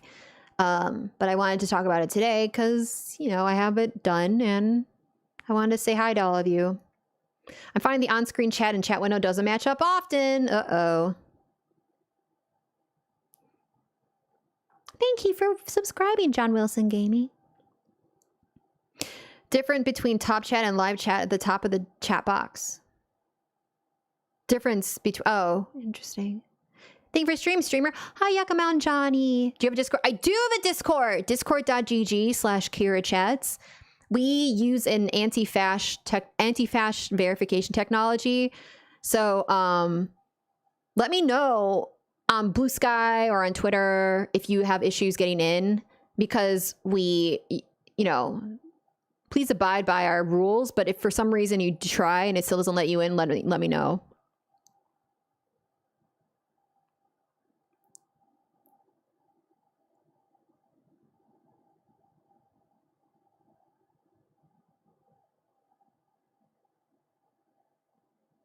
Anyways, just search and subscribe, and unfortunately, most people on your Twitch didn't see your YouTube channel. Even if there's internal conflicts, many of them stem from US and UK interventions. Yeah, definitely. Definitely.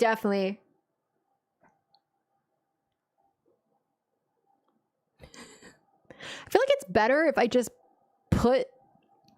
like... Hold on, let me just do this. Oh my God.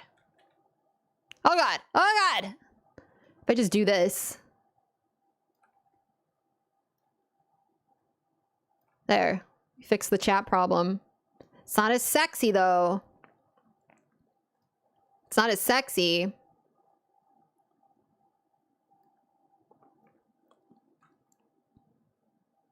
Conflicts from UK and UK intervention also describes streamers' Discord.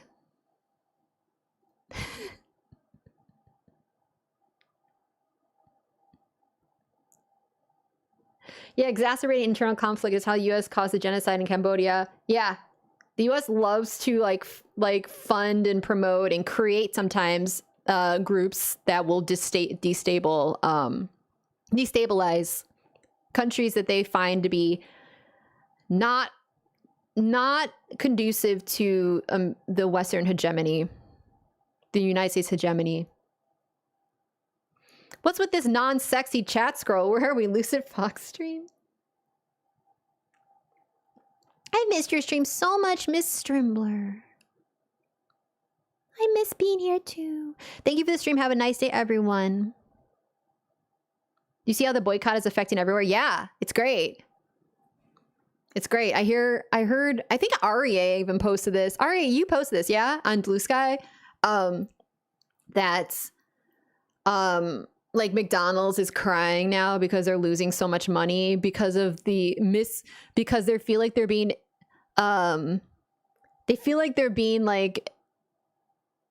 like, what is it? They don't feel like they should be considered like part of Israel or something. I forget. They were crying because they're like, people don't understand us or something. So they're just losing so much fucking money because of the boycotts, which is awesome. Boycotts work. And this is something, misinformation. Yeah, misinformation. That's it. And by the way, fuck McDonald's. I don't even care if they're fucking like, don't sell their shitty fucking garbage in Israel. Fuck McDonald's for like so much shit. It's like if you figure out Disney doesn't exactly like serve, like it doesn't do something specifically for Israel, it's still a fucking horrible company. Fuck Disney, period. Can't she say that? Let us bathe in the tears of corporations. Yeah. Alt identifier keeps crashing. Does it really? Okay, we need to fix that. Mods! Mods! Mods! My favorite was the Starbucks owner saying literally, these kids won't think of the shareholders. I'm not seeing anything in the logs about alt identifier crashing. I know there was another Blue Sky person. I was a Blue Sky person that was trying to get into the Discord twice, and they like seemed like a good actor. They're like looking for a community, and they just couldn't get in twice. I don't know what kind of shit they did to try, but like I just remember seeing them try twice. Do you have plans to stream here more frequently now for the time being, or is it still touch and go when you'll be live, and we'll have to keep an eye on your socials and Discord? Great question, Frezzo. I just got verified 2 minutes ago. Okay, so you were fine then. Okay, well, thanks for joining. I really appreciate it. I don't have any plans for regular streams right now because my mental health is in like major shithole, but it's getting better. And also I need to live. So, I don't know. I don't know. Maybe I don't know. I don't have any immediate plans to stream again like tomorrow, but maybe I'll stream again tomorrow. I'm not sure. I just wanted to do this stream because I already had my makeup on and I already hyped myself up to be live on Red Planet, and I already had notes created that I was like, I might as well talk about this stuff because it's going to become less, it's always relevant. Everything's always relevant, but it's going to become less relevant in a week, you know?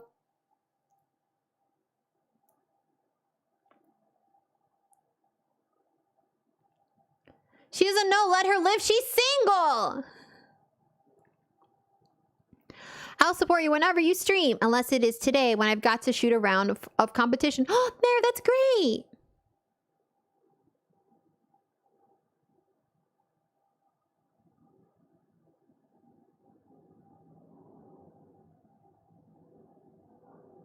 McDonald's shelters untold numbers of homeless people and offers free Wi-Fi, but McDonald's also fucking creates homelessness.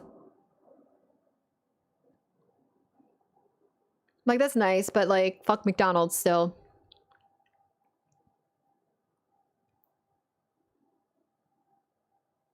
I'm just gonna say this disclaimer. This is a communist community.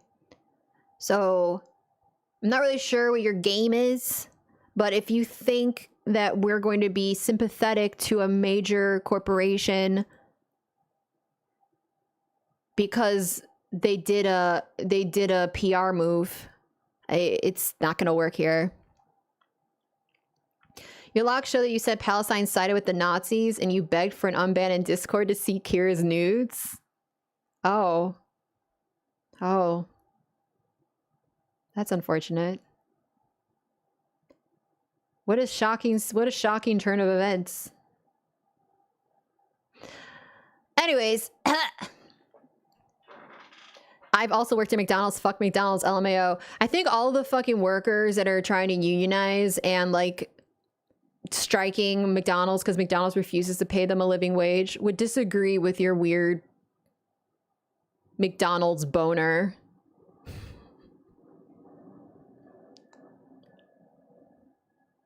Creeps in chat, we are so back. Oh no, not free soda. That literally costs them pennies on the dollar.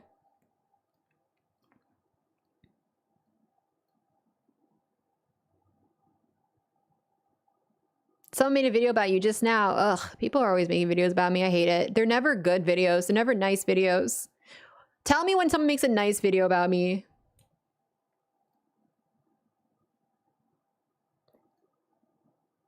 Okay.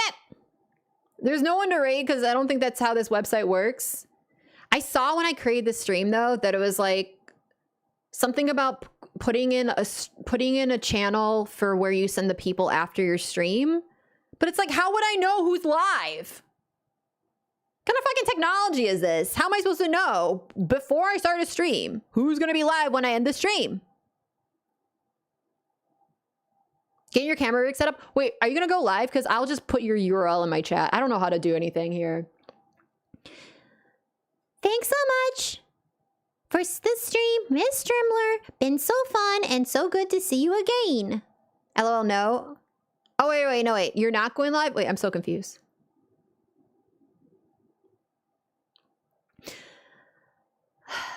Anyways, rate today's stream from 1 to 5.